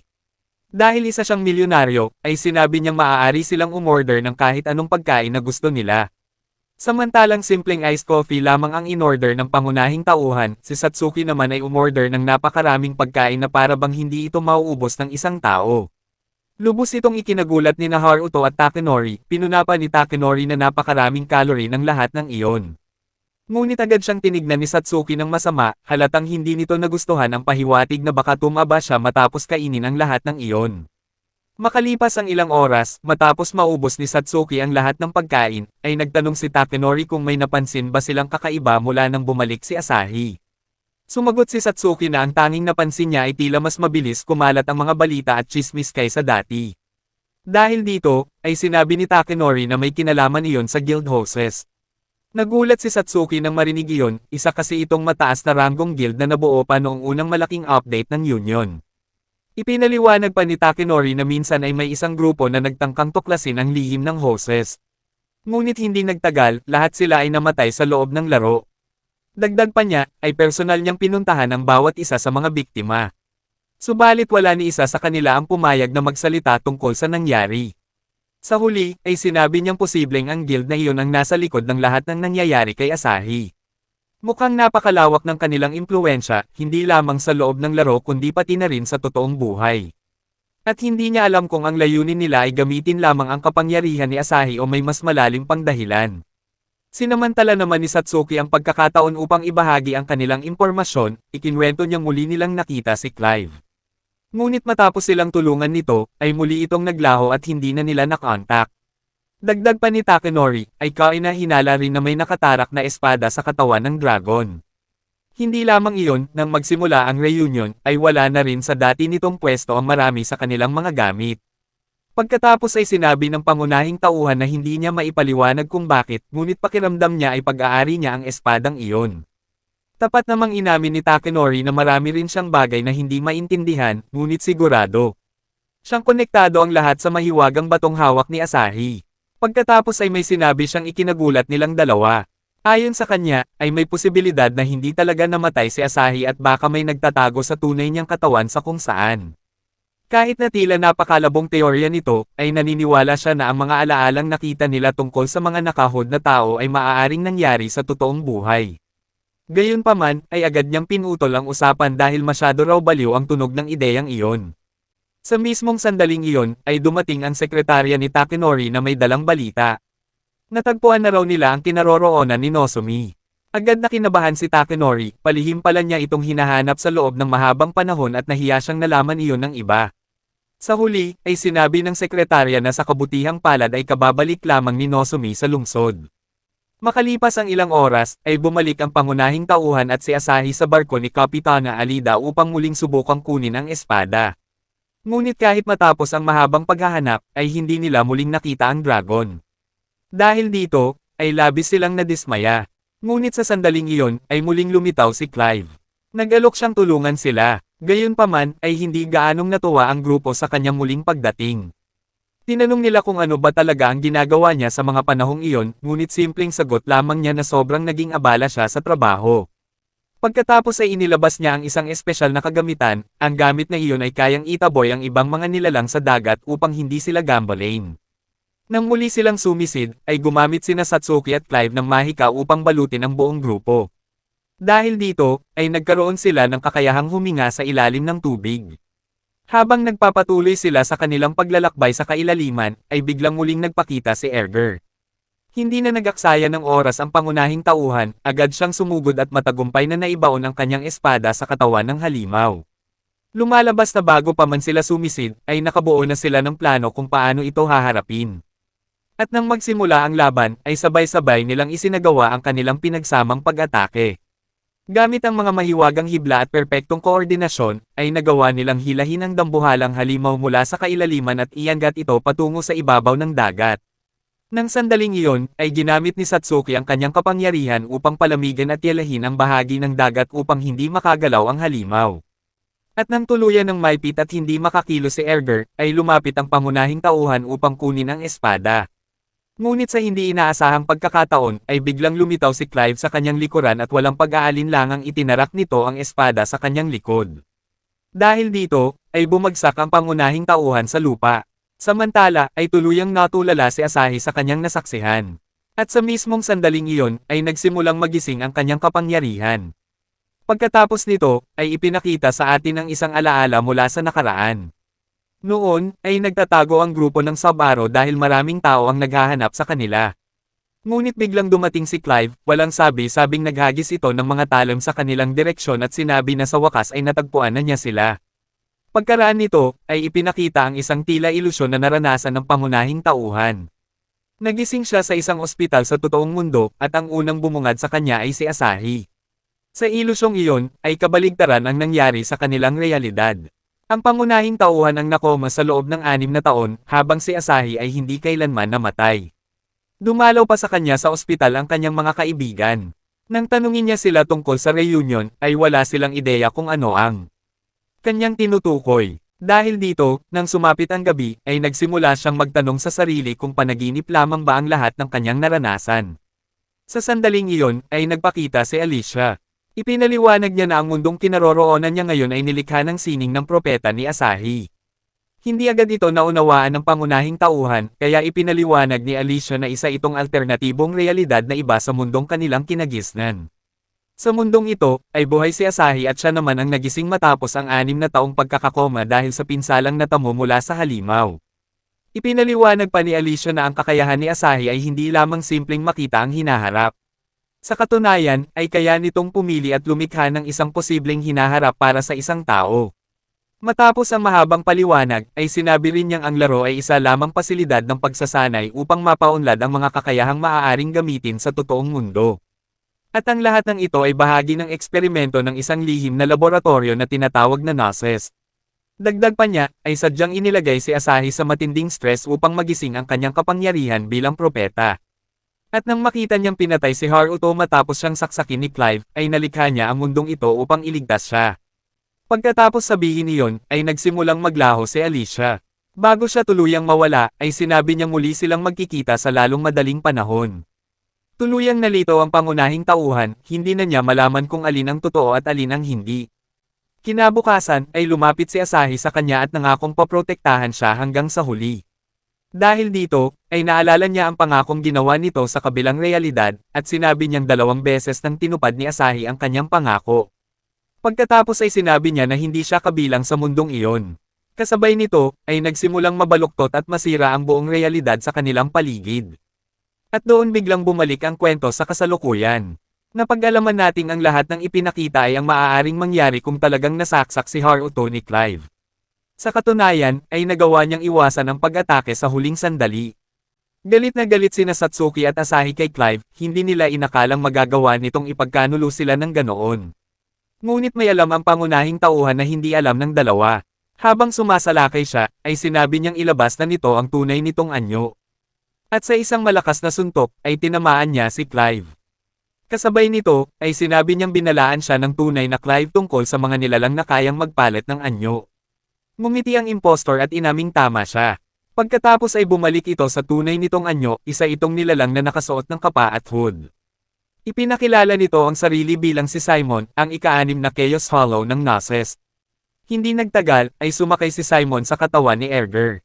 Pagkatapos ay gumamit siya ng isang napakalakas na salamangka at tuluyang nakipagsanib sa halimaw.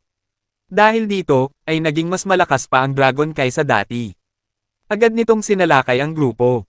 Nagawa ni Satsuki na harangin ang unang pag-atake. Ngunit sa ikalawang hampas, ay nabasag ang lahat ng kanyang panangga at tuluyan siyang nahuli ng isa sa mga galame ng halimaw. Nagbanta si Simon sa pangunahing tauhan. Sinabi nitong kapag gumalaw siya, ay papatayin nito si Satsuki. Kasabay nito, ay kinausap din nito si Asahi. Ayon sa halimaw, ay alam nitong ililigtas niya ang kanyang kaibigan sa pamamagitan ng paggising ng tunay niyang kapangyarihan bilang propeta. Ngunit wala siyang maintindihan sa mga sinasabi nito. Habang nakikita ng pangunahing tauhan na unti-unting sinasakal si Satsuki, ay lalo siyang kinabahan. Patuloy namang pinipilit ni Simon si Asahi na pakawalan ang kanyang tunay na kapangyarihan. Dahil dito, ay labis na natakot si Asahi at nagsimulang muling magising ang kanyang kakayahan bilang propeta. Ngunit bago pa tuluyang mangyari iyon, biglang ay may mga kutsilyong lumipad sa ere. Tinaga ng mga ito ang mga galame na humahawak kay Satsuki. Dahil dito, ay kumalma si Asahi at nailigtas ang kanyang kaibigan. Sa una, ay inakala nilang si Alida ang tumulong sa kanila. Ngunit maya-maya, ay nagbago ang anyong nito at lumitaw ang tunay na Clive. Labis ang saya ng lahat nang makita nila siya. Agad namang sinabi ni Clive na maghanda na sila dahil balak nilang tapusin ang halimaw sa mismong sandaling iyon. Sinabi rin ng pangunahing tauhan na nagtitiwala sila kay Clive upang tulungan siyang makuha ang espadang nakabaon sa katawan ng halimaw. Naghanda ang buong grupo para sa huling labanan, ngunit biglang nag-ipon ng isang napakalakas na salamangka si Edgar sa kalangitan. Ilang sandali lamang ay bumagsak ang mapanirang kapangyarihang iyon sa kanilang lahat. At sa kritikal na sandaling iyon, ay ginamit ng pangunahing tauhan ang kanyang espada upang iligtas si Asahi. Nagulat ang halimaw dahil hindi nito inaasahan na kakayanin ng protagonista ang pagtiis sa kanyang pag-atake. Sa sandaling iyon, ay sinabi ng halimaw na nakalulungkot na hindi kinaya ng kanyang mga kaibigan ang naturang pag-atake. Kaya sinabi nito kay Asahi na kung ayaw niyang matulad ang protagonista sa kanyang mga kaibigan, ay kailangan niyang gamitin ang kanyang kapangyarihan. Ngunit agad na tinamaan ng mga patalim ang halimaw. Nakita nating buhay pa sina Clive at Satsuki dahil ginamit ni Clive ang kanyang kakayahan upang gawing sinag ng liwanag ang kanilang mga katawan at makatakas. Dahil naman sa mahika ng hangin ni Satsuki, ay nagawa nilang lumipad at manatili sa himpapawid. Sa pagkakataong iyon, ay nakapagpasabog sila ng isang uri ng bomba kaya inihagis ito ng protagonista sa ere. Si Asahi naman ay gumamit ng kanyang mga pistola at tinamaan ang bomba dahilan upang magsimulang bumagsak ang halimaw. Sinamantala ng protagonista ang ilang segundong nakahandusay ang halimaw upang makasampa sa ulo nito kung saan nakabaon ang espada, hiniling niya sa kanyang mga kasama na ipagpatuloy ang pag-atake upang mabigyan siya ng sapat na oras para mabunot ang espada. At sa wakas, matapos ang lahat ng destruksyong ginawa nila, ay nagawa ng protagonista na bunutin ang espada mula sa ulo ng halimaw. Sa sandaling iyon, ay may isa pang alaala na naibunyag tungkol sa grupo. Nang ihagis ni Clive ang mga patalim sa bida noon, ay ginawa niya iyon upang gamitin itong butag. Dahil dito, ay napatay niya ang lahat ng mga adventurer na sumusunod sa kanila, at napagtanto nilang hindi niya sila kailanman ipinagkanulo. Pagbalik sa kasalukuyan, ay ipinakita ni Clive ang isa pang piraso ng kristal na nahulog mula sa kalaban. Agad niya itong ibinigay kay Asahi, at nagkaroon siya ng panibagong alaala tungkol sa mga taong nagsasalita tungkol sa nabigong eksperimento. Bigla silang inatake ni Alicia, at ginamit nito ang isang kakayahan kay Asahi dahil nais niya itong iligtas mula sa kanila. Sa sandaling iyon, ay lumabas mula sa kanyang katawan ang pulang kristal at doon ito tuluyang nabasag sa maraming piraso. Pagkatapos ay bumalik tayo sa kasalukuyan at napagtanto ng lahat na ang mga pirasong iyon ng kristal ay tila susi upang maibalik ang mga alaala ni Asahi. Sa isang hiwalay na eksena, ay nakita natin si Alicia. Sinabi niya na ang lahat ng kanyang ginawa ay para mapabagal ang mga plano ng Gnosis at mailigtas si Asahi pati na rin ang kinabukasan.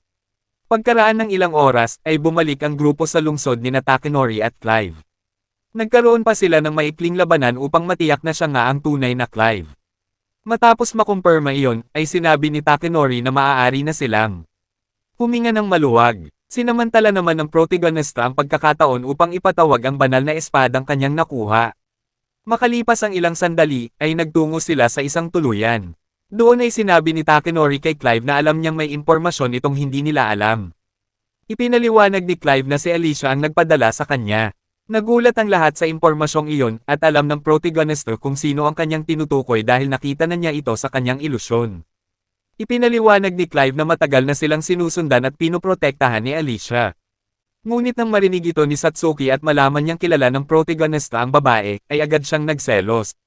Tinanong naman ni Takanori kung ano ang pinag-usapan nila ni Alicia, kaya ikinwento ng protagonista ang buong ilusyon na kanyang naranasan sa mundong nilikha ni Asahi. Sa kabila ng lahat ng kanyang sinabi, ay hindi pa rin siya pinaniwalaan ni Takanori hanggat hindi niya mismo naririnig ang katotohanan mula kay Alicia. Ikinagalit ito ni Haruto dahil ayaw niyang isipin ng iba na siya ay nagsisinungaling. Nang mapansing hindi na tumitigil ang kanilang pagtatalo, ay sumingit si Clive at sinabi na mas mahalaga ang katotohanan kasama nila si Asahi ngayon. Ipinaliwanag niya na hinahanap siya ng Gnosis dahil nais nilang gisingin ang tunay na kapangyarihan ng kanyang kakayahan. At upang mapigilan iyon, ay kailangan nilang buuin muli ang buong guild ng Sub-Arrow. Naalala ng protagonista na iyon din mismo ang sinabi ni Alicia sa kanya noon. Sa huli, lahat ng nangyayari ay bahagi lamang ng isang eksperimento upang subukan ang hangganan ng kakayahan ng mga manlalaro. Sa sandaling iyon, ay naalala ni Satsuki na natagpuan na ni Takanori si Nozomi. Agad siyang natuwa at halos hindi mapakali sa pananabik na makita muli ang kanyang kaibigan.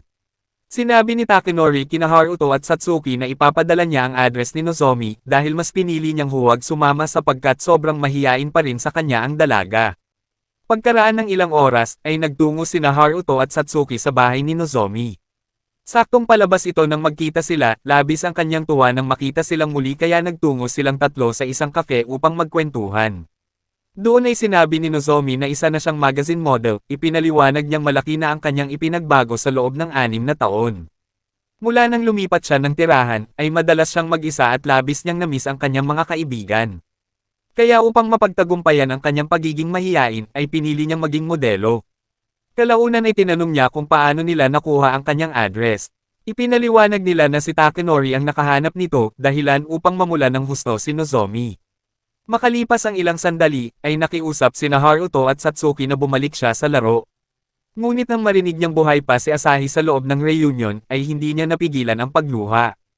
Nakiusap siya sa kanila na huwag gumawa ng ganoong klaseng biro, ngunit seryosong sinabi ni Haruto na kailangan niyang maglaro upang siya mismo ang makakita ng katotohanan. Matapos ang isang mahabang pag-uusap, ay nagpaalam sina Haruto at Satsuki kay Nozomi. Pagkalipas ng ilang sandali, ay bumalik sa laro sina Haruto at Satsuki at ipinakita nila ang bagong anyo ni Nozomi. Ngayong hindi na siya mahiyain, sa tingin ni Takanori ay mas lalo siyang gumanda.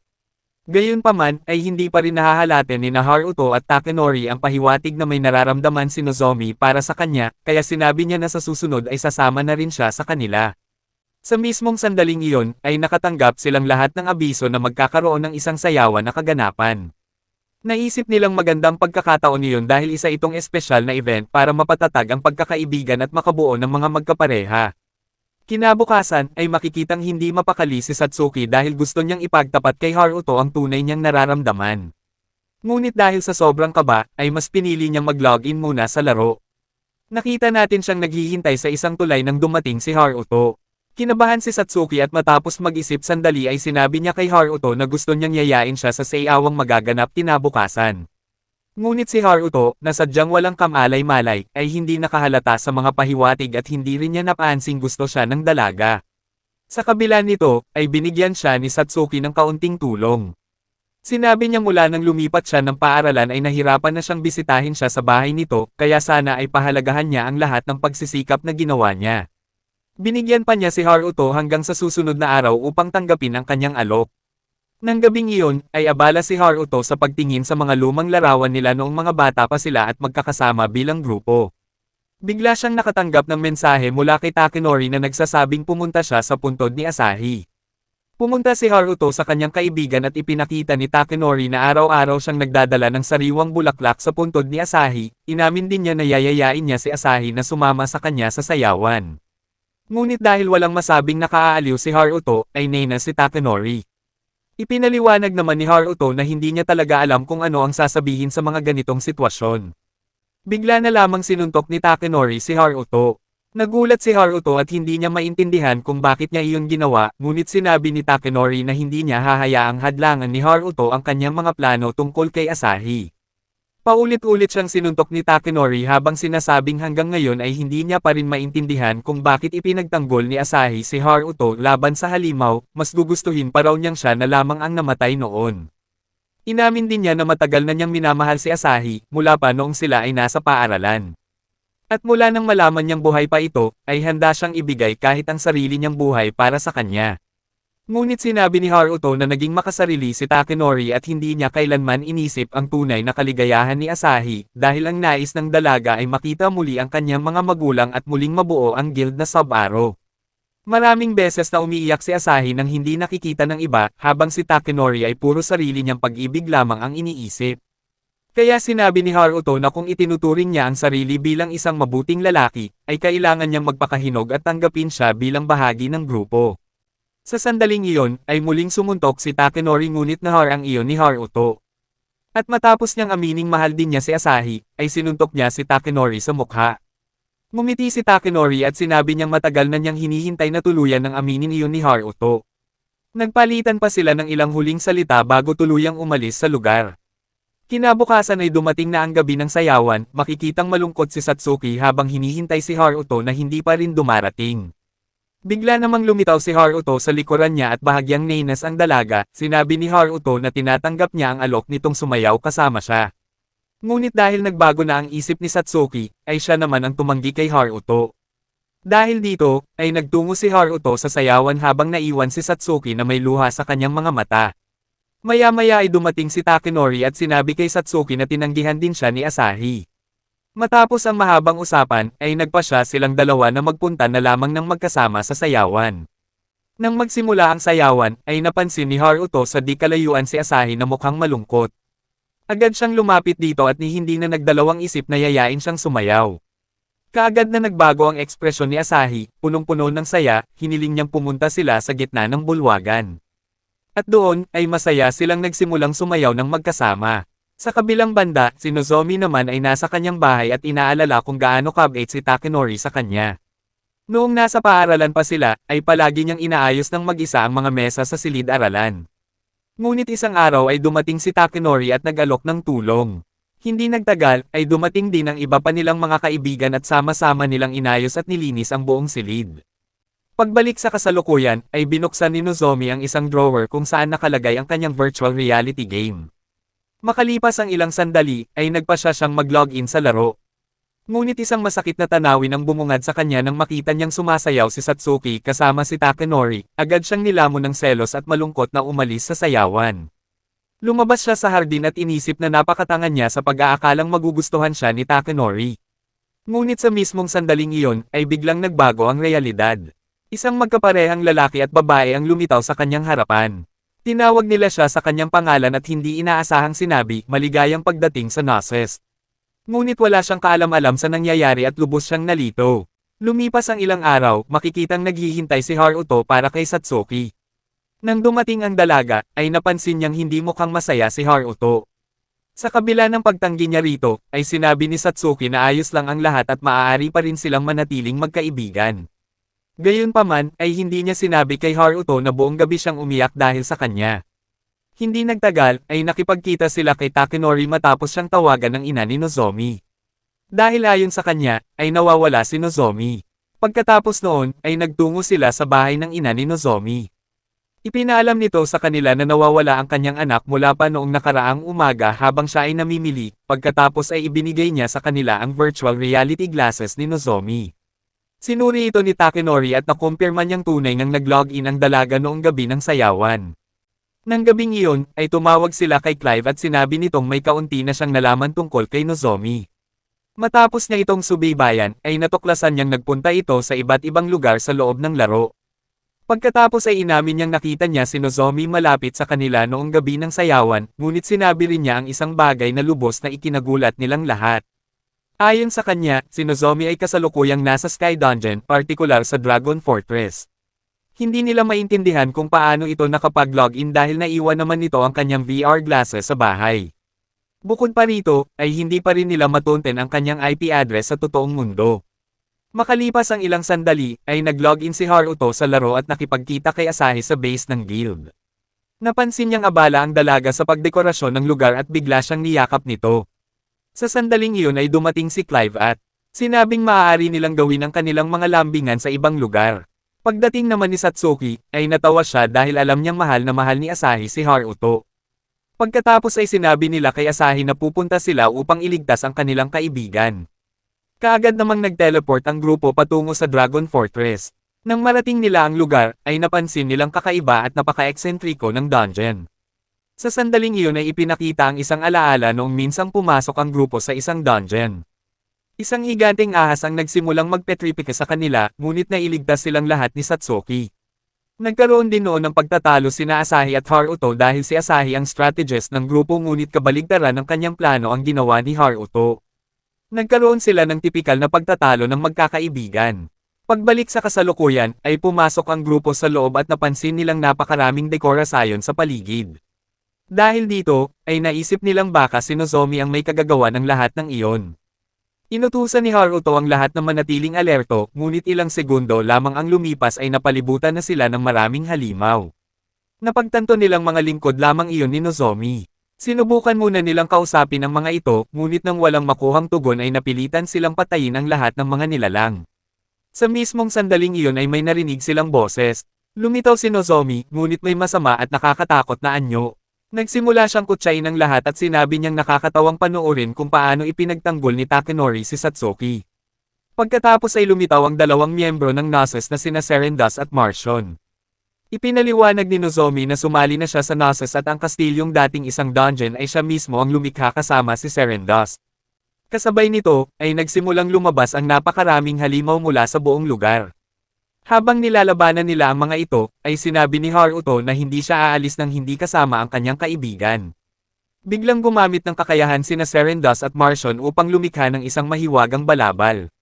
Sabay na umatake sina Satsuki at Haruto gamit ang kanilang mga mahika, ngunit lahat ng iyon ay sinipsip lamang ng mahiwagang balabal.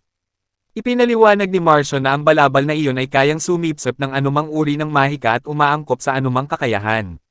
Sa sandaling iyon, ay ipinatawag ni Nozomi ang kanyang tungkod. Sinubukan ng grupo na pakiusapan siya at sabihing naparoon sila upang sunduin siya. Hindi nila maintindihan kung bakit niya ginagawa ang lahat ng ito dahil lamang sa paghihiganti matapos makita si Takenori na sumasayaw kasama si Satsuki.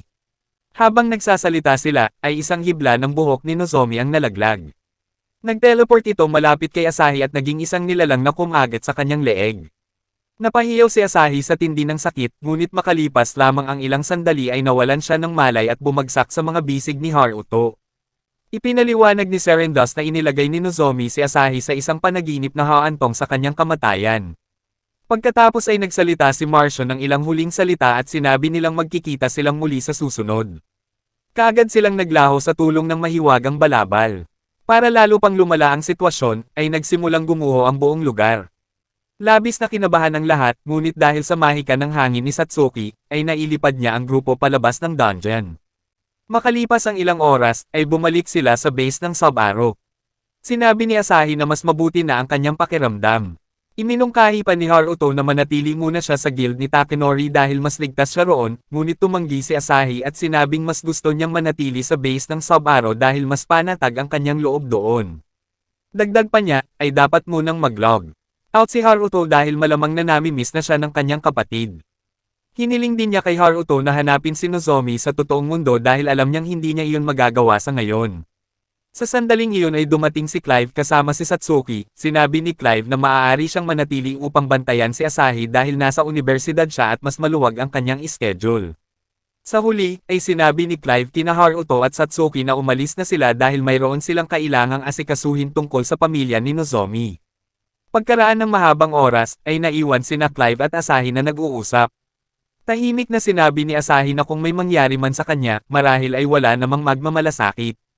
Ngunit nang marinig iyon ni Clive, ay agad niyang binago ang usapan at nagtanong na lamang kung may pagkain ba sa lugar. Ngunit nang mapagtanto ni Clive na walang pagkain sa lugar, ay sinabi niyang mangingisda na lamang siya.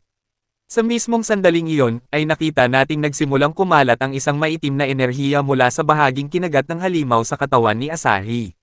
Sa pamamagitan nito, ay nakikita ni Nozomi ang lahat ng ginagawa ng grupo. Kinabukasan, ay sinabi ni Takenori na nakapag-hire siya ng 10 detective upang hanapin si Nozomi. Dahil dito, ay medyo nawala ng gana si Haruto at naisip niyang hindi na nila kakailanganin ang tulong ng isang ordinaryong tao tulad niya. Naalala ni Haruto ang mga sinabi ni Nozomi noong hinarap niya sila, ipinahiwatig nito na ipinagtatanggol ni Takenori si Satsuki na parang kasintahan niya. Dahil dito, ay sinabi ni Takenori na naiintindihan niyang siya ang may kasalanan sa lahat ng ito. Si Haruto, na hindi pa rin nakakaunawa sa sitwasyon, ay nagtanong kay Satsuki kung bilang isang babae ay alam ba niya ang totoong nangyari. Ipinaliwanag ni Satsuki na nadala lamang siya ng emosyon at sumayaw siya kasama si Takenori, kaya nagselos ng husto si Nozomi. Ngunit mas lalo pang nagpulala si Haruto nang sabihin niyang wala namang saysay kung bakit magagalit si Nozomi dahil doon. Dahil dito, ay diretsahang sinabi ni Satsuki na mahal ni Nozomi si Takenori. Labis itong nakaapekto kay Takenori dahil alam niyang nanag ang selos ni Nozomi at iyon ang dahilan kung bakit siya naging parang kontrabida, kaya ipinangako niyang kapag nakita niya ito ay ipaliliwanag niya ang lahat at hihingi siya ng tawad. Bigla silang nakaramdam ng kakaibang kirot at napansin nilang hindi gumagalaw ang orasan sa loob ng maraming oras, naisip nilang may kakaibang nangyari nang hindi nila namamalayan. Kasabay nito, ay may isang binatang lumitaw sa kanilang harapan at sinabi na kung minsan ay konektado ang oras sa kapalaran ng bawat tao. Hindi nila alam kung sino ang lalaking iyon, ngunit nagsimula itong magsalita ng kung ano-anong bagay tungkol sa hinaharap at sa panahon. Ayon sa kanya, kung nais nilang baguhin ang hinaharap, ay kailangan nilang magkaroon ng kapangyarihang piliin ang perpektong mundo. Dahil sa mga sinabi nito, ay agad na naisip ng grupo na isa itong miyembro ng Gnosis. Nagpasalamat pa ang lalaki sa kanila dahil ayon sa kanya, dahil sa kanilang mga ginawa ay mas lalong nahinog si Asahi sa eksperimento na inihanda nila para sa kanya. Labis itong ikinagalit ni Haruto, pagkatapos ay nakita nilang tila huminto ang oras at biglang naglaho ang lalaki. Makalipas ang ilang sandali, ay bumalik sa normal ang lahat at napagtanto nilang tila umatras ang oras. Naalala ni Haruto ang mga sinabi ni Alicia noon na ang mga sense ay maaari ring magamit sa totoong mundo. Dahil dito, ay sinabi niyang kailangan nilang puntahan agad si Asahi. Pagkatapos ay ipinakita muli ang isang alaala noong nakikipaglaban ang grupo sa isang boss monster sa dungeon. Nagbibigay noon si Asahi ng mga tagubilin upang hindi sila magkamali sa laban, ngunit binago ni Haruto ang plano at matapos ang sunod-sunod na pag-atake ay natalo nila ang halimaw. Dahil dito, ay nagkaroon ng alitan sina Asahi at Haruto dahil nasaktan ang loob ni Asahi sa biglaang pagbabago ng plano. Pagbalik sa kasalukuyan, ay nakita nilang tila nananaginip si Asahi. Pagdating ni Haruto sa tabi niya, ay tinanong niya kung maayos lamang ba siya. Hindi naunawaan ni Asahi ang kanyang tanong. Maya-maya ay dumating ang iba pang miyembro ng grupo at ipinaliwanag nilang may isang miyembro ng Gnosis na lumitaw sa totoong mundo at gumamit ng kapangyarihan kaugnay ng oras. Hindi makapaniwala si Clive sa sinabi nila dahil wala umanong saysay na magagamit ang mga sense sa totoong mundo. Nagsimula silang pag-usapan si Asahi at inisip nilang maaaring nais niyang muling pagsamahin ang lahat ng miyembro ng Sub-Aro dahil may nakita siya sa kanyang subconscious. Bigla silang naantala nang magsimulang lumindol ang lugar, kaya agad silang pinayuhan ni Asahi na lumabas. Makalipas lamang ang ilang segundo, ay gumuho ang buong lugar. Nakaligtas lamang sila dahil isa sa kanila ang nag-teleport palabas, naisip nilang baka sinusubukan silang patayin ng sabay-sabay. Ngunit maya-maya ay napansin nila ang Water Spirit Tower sa di kalayuan, isang dungeon na nasakop nila 6 na taon na ang nakalipas. Agad nilang naisip na si Nozomi lamang ang may kakayahang lumikha ng isang bagay na ganoon kalaki. Walang pag-aalinlangang pumasok ang grupo sa loob ng dungeon, sinabi pa ni Haruto na wala siyang maramdamang presensya ng anumang halimaw. Habang mas lumalalim sila sa loob at nakarating sa isang malawak na lugar, ay napansin niyang kahawig ito ng Dragon Fortress. Matapos siyasatin ang paligid, ay natuklasan niyang ito nga ang tunay na dungeon na minsan na nilang nalampasan, ngunit may karagdagang bahagi na mano-manong idinagdag. Nagpatuloy sila sa pag-akyat at narating ang silid kung saan dating matatagpuan ang higanteng ahas na nakita nila sa isa sa kanilang mga alaala.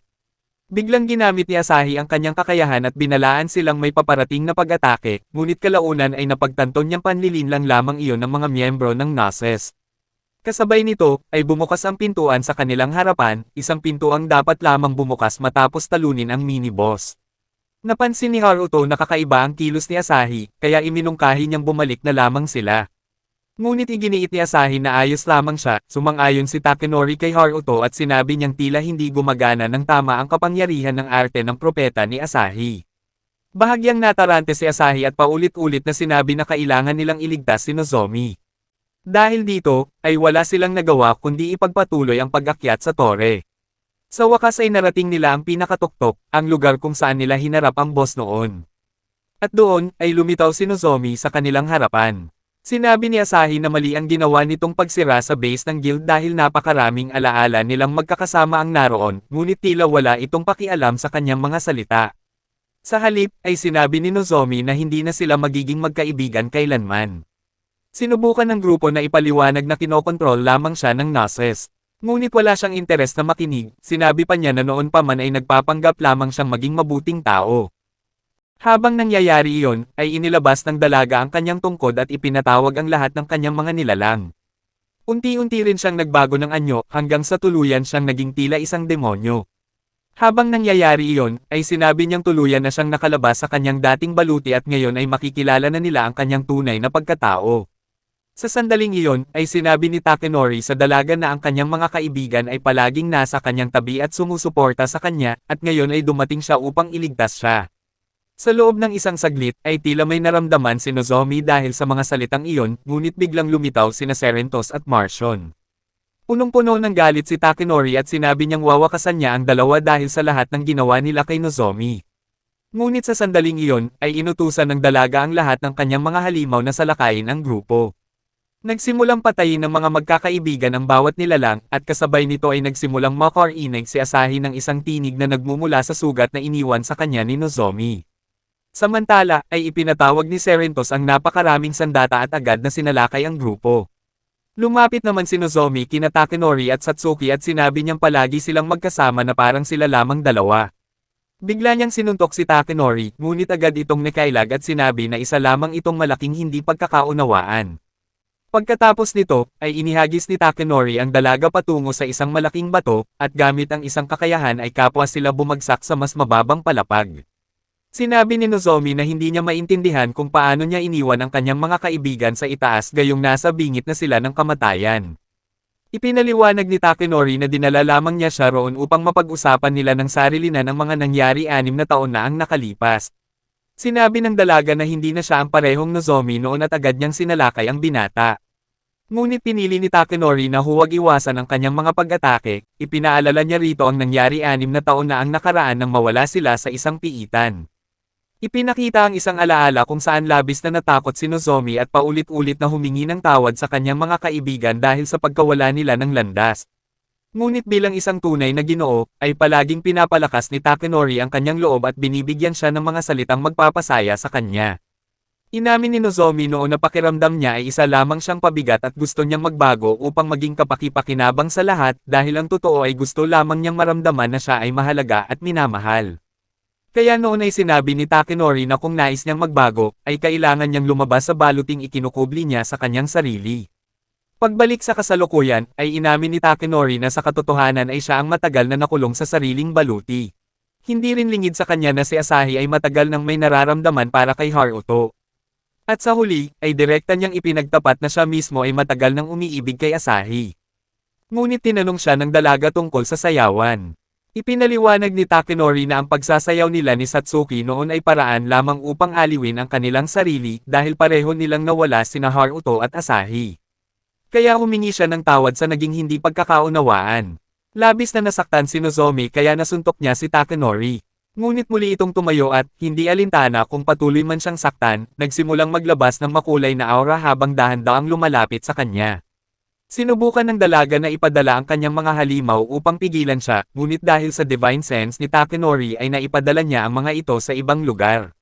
Sa wakas ay nakalapit siya kay Nozomi at sinabi niyang galit siya sa kanyang sarili dahil hindi niya agad naunawaan ang tunay nitong nararamdaman, idinagdag pa niya na si Nozomi ang pinakamarangal na miyembro ng kanilang Sub-Aro.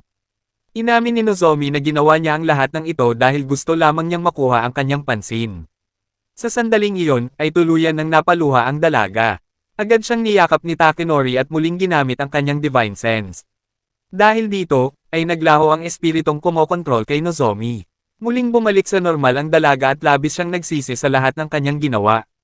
Ngunit bilang isang tunay na Ginoo, ay sinabi ni Takenori na mananatili siya sa kanyang tabi mula ngayon dahil ang nais lamang niya ay makasama siya.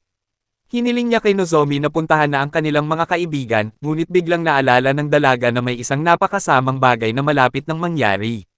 Samantala, ay bumalik tayo kay Haruto. Hindi inaasahang bumagsak siya sa lupa matapos siyang barilin ni Asahi sa dibdib gamit ang kanyang baril. Hindi niya maintindihan kung bakit niya ginawa iyon. Pagkatapos nito, ay bumalik ang kwento ilang segundo bago mangyari ang lahat. Alam ni Serentos at Marcion na nawalan na sila ng isang miyembro ng Gnosis dahil nabawi na nila si Nozomi. Gayunpaman, ay alam nilang nagampanan na nito ang kanyang tungkulin dahil naitanim nito kay Asahi ang isa sa mga demonic seed. Sa sandaling iyon, ay nabalot ang grupo ng Mante ni Marcion. Agad na nagbabala si Haruto sa lahat na mag-ingat dahil kaya nitong higupin maging sila at ang kanilang mahika. Sinubukan ni Satsuki na tulungan si Haruto, ngunit sabay-sabay na umatake ang mga kalaban kaya napilitan siyang baguhin ang kanyang target. Ipinaliwanag ni Marcion na si Asahi lamang ang may sapat na kapangyarihan upang makaakyat sa paraiso, pinagtatawanan pa nila ang magiging mukha ng dalaga kapag nakita niyang pinatay nila si Haruto. Nagsawa na si Haruto sa kanilang mga salita. Sa mismong sandaling iyon, ay naglunsad si Clive ng isang pag-atake upang makalabas sila sa bitag. Nagsagawa sina Haruto at Clive ng pinagsamang pag-atake, at matagumpay nilang nahuli si Marcion habang nasugatan naman ni Haruto si Serentos gamit ang isang malakas na hiwa. Ngunit biglang tumigil si Haruto nang utusan siya ni Asahi. Dahil dito, ay napansin nilang unti-unti na siyang nilalamon at kinokontrol ng isang madilim na aura.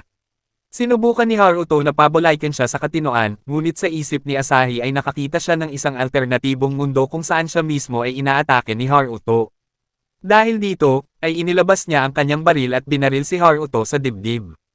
Dahil dito, ay bumalik sa katinoan si Asahi at agad siyang napaluha. Akala niya ay isa lamang panaginip ang lahat ng nangyari. Sinubukan siyang aliwin ng kanyang mga kaibigan, ngunit nang makita ni Serenties na patuloy na lumalakas ang kapangyarihan ni Asahi, ay sinabi niya na dumating na ang oras upang magising ang Diyosa. Sa sandaling iyon, ay ginaising ni Asahi ang kanyang kapangyarihan, ngunit ikinulong siya ni Serenties sa loob ng isang mahiwagang kristal. Samantala, ay mabilis na papalapit sina Takenori at Nozomi. Ipinaalala ni Nozomi na kapag tuluyan ng nagising ang kapangyarihan ni Asahi, wala ng paraan upang maibalik pa ito. Ngunit sinabi ni Takenori na hanggat sila ay buhay, may pag-asa pa ring mabago ang hinaharap. Samantala, ay ipinatawag ni Satsuki ang mga hari ng mga elemento upang protektahan si Haruto. Gayunpaman, ay sinabi niyang ang kanyang kapangyarihang elemental ay kaya lamang ipagpaliban ang kamatayan ni Haruto. Kasabay nito, ay nagsimula ring masugitan si Clive.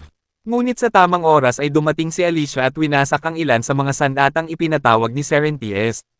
Sinabi rin ni Alicia na hindi siya naroon upang mag-aksaya ng oras sa dalawang kalaban dahil itinuturing niya silang walang halaga. Ngunit bigla silang naputol nang hindi na makayanan ng kristal ang napakalaking kapangyarihan ni Asahi at tuluyan itong nabasag.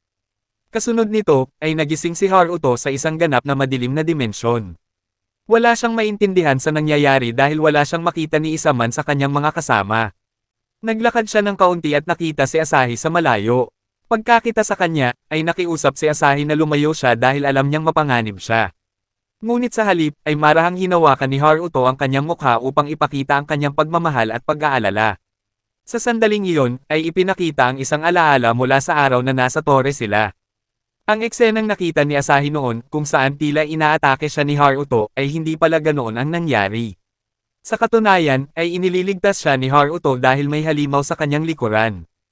Agad niya itong pinatay at nangakong magpapalakas upang maprotektahan siya habang buhay.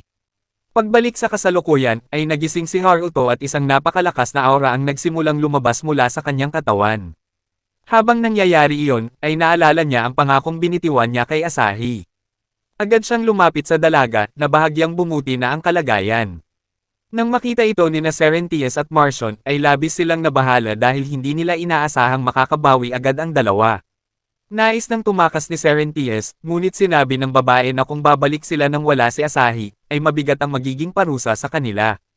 Sa sandaling iyon, ay dumating ang iba pa nilang mga kasama at napaisip si Alicia na sa wakas ay muli na silang kumpleto. Sinabi ni Haruto sa dalawang kalaban na siya mismo ang mananagot sa ginawa nila kina Asahi at Nozomi. Agad siyang binalot ni Marcion ng kanyang mante na may kakayahang ubusin ang sinumang mahuli nito. Ngunit dahil sa matinding galit, ay naglabas si Haruto ng isang napakalakas na makulay na aura. Pagkatapos buhayin ang kapangyarihan ng kanyang espada, ay nagpakawala siya ng mga mahiwagang leon na agad nagpalaya sa kanyang mga kasama at nilamon sina Serentius at Marcion. Makalipas ang ilang sandali, ay pinagalitan ni Satsuki si Haruto dahil nais sana niyang imbestigahan ang dalawang kalaban. Humingi naman ng paumanhin si Haruto at inaming na naglamang ang kanyang emosyon. Biglang sumingit si Nozomi at humingi ng tawad sa lahat dahil sa mga problemang idinulot niya. Agad siyang niyakap ni Asahi, hindi makapaniwala si Nozomi na nasa harapan niya ang tunay na Asahi dahil akala niya ay namatay na ito 6 na taon na ang nakalipas. Naging emosyonal si Nozomi at humingi rin ng tawad kay Satsuki sa lahat ng masasakit na salitang sinabi niya, ngunit naunawaan ni Satsuki na kontrolado lamang siya noon ng isang masamang espiritu. Pagkatapos nito, ay lumapit sila kay Alicia at nagsimulang magtanong. Sinabi ni Asahi na tila siya ang nagligtas sa kanya noon, kaya buong puso siyang nagpasalamat. Napangiti si Alicia at naisip na hindi pa rin nagbabago si Asahi. Pagkatapos ay inilabas ni Alicia ang orihinal na kaluban ng espada ni Haruto at ibinigay ito sa kanya dahil nakahanap siya ng iba sa kanyang mga paglalakbay. Habang pinag-uusapan nila ang espada, ay ipinaliwanag ni Haruto na ang pangalang Sabaro ay tumutukoy sa isang kumpol ng mga bituin. Ngunit ang kanyang espada na tinatawag na Pleiades ay may 7 batong nakapaloob dito. Ipinaliwanag din na ang Sabaro ay nakabatay sa 7 magkakapatid ng Pleiades. Ipinagpatuloy ni Alicia ang paliwanag at sinabi niyang tulad ng espada, ay isa na rin silang alamat. Pagkasabi nito ay bigla siyang naglaho. Makalipas ang ilang oras, ay ipinakita na si Nozomi ay nasa isang internet cafe sa buong panahong iyon. Dumating si Takenori at ipinaalala sa kanya na totoo ang kanyang pangakong mananatili. Sa tabi niya, labis na naantig si Nozomi sa mga salitang iyon. Habang lumuluha, ay niyakap niya si Takenori. Nahiya naman ang binata at sinabing siya na ang bahala sa pakikipag-usap sa kanyang pamilya. Dahil dito, ay naging panatag ang loob ni Nozomi. Sa isang magkasabay na eksena, ay ipinaalam kay Clive na ligtas na si Nozomi. Labis siyang natuwa dahil alam niyang nasa mabuting kalagayan na ang kanyang kaibigan. Samantala, ay iniisip ni Haruto si Asahi at kung paano niya muling nabuo ang kanilang koponang Sub-Aro. Pagkatapos ay dumating ang kanyang nakababatang kapatid na si Aruna, nagising pa rin dahil may pagsusulit ito kinabukasan. Sinabi ni Aruna na matagal na niyang hindi nakitang ganoon kasaya si Haruto. Alam ni Haruto na iyon ay dahil muli niyang nakakasama si Asahi sa loob ng laro. Nagsimula niyang alalahanin ang lahat ng magagandang sandaling pinagsamahan nila ni Asahi at ng kanilang mga kaibigan, alam niyang napakarami nilang pinagdaan ang pakikipagsapalaran ng magkakasama. Kinabukasan ay muling nagtipon ang buong grupo. Napagdesisyonan nilang simulan ang kanilang unang pakikipagsapalaran bilang muling nabuong guild ng Sub-Aro. Sinabi ni Nozomi na siya ang mamamahala sa muling pagtatayo ng kanilang guild base dahil siya rin naman ang Samaire rito. Nagboluntaryo rin si Asahi na tulungan siya. Hindi gaanong kumbinsido ang iba dahil alam nilang maaaring mauwi iyon sa isang malaking gulo. Sa kabila nito, ay nangako silang magpapalakas pa upang patuloy na maprotektahan ang kanilang mga kaibigan. Hindi na nila hahayaang maulit pa ang nangyari noong nakaraang araw. Sa huli, ay nagpalitan sila ng mga salitang nagbibigay inspirasyon at naghanda silang muling humarap sa mga bagong pakikipagsapalaran bilang kopo ng Sub-Aro, katulad ng dati. At dito nagtatapos ang anime.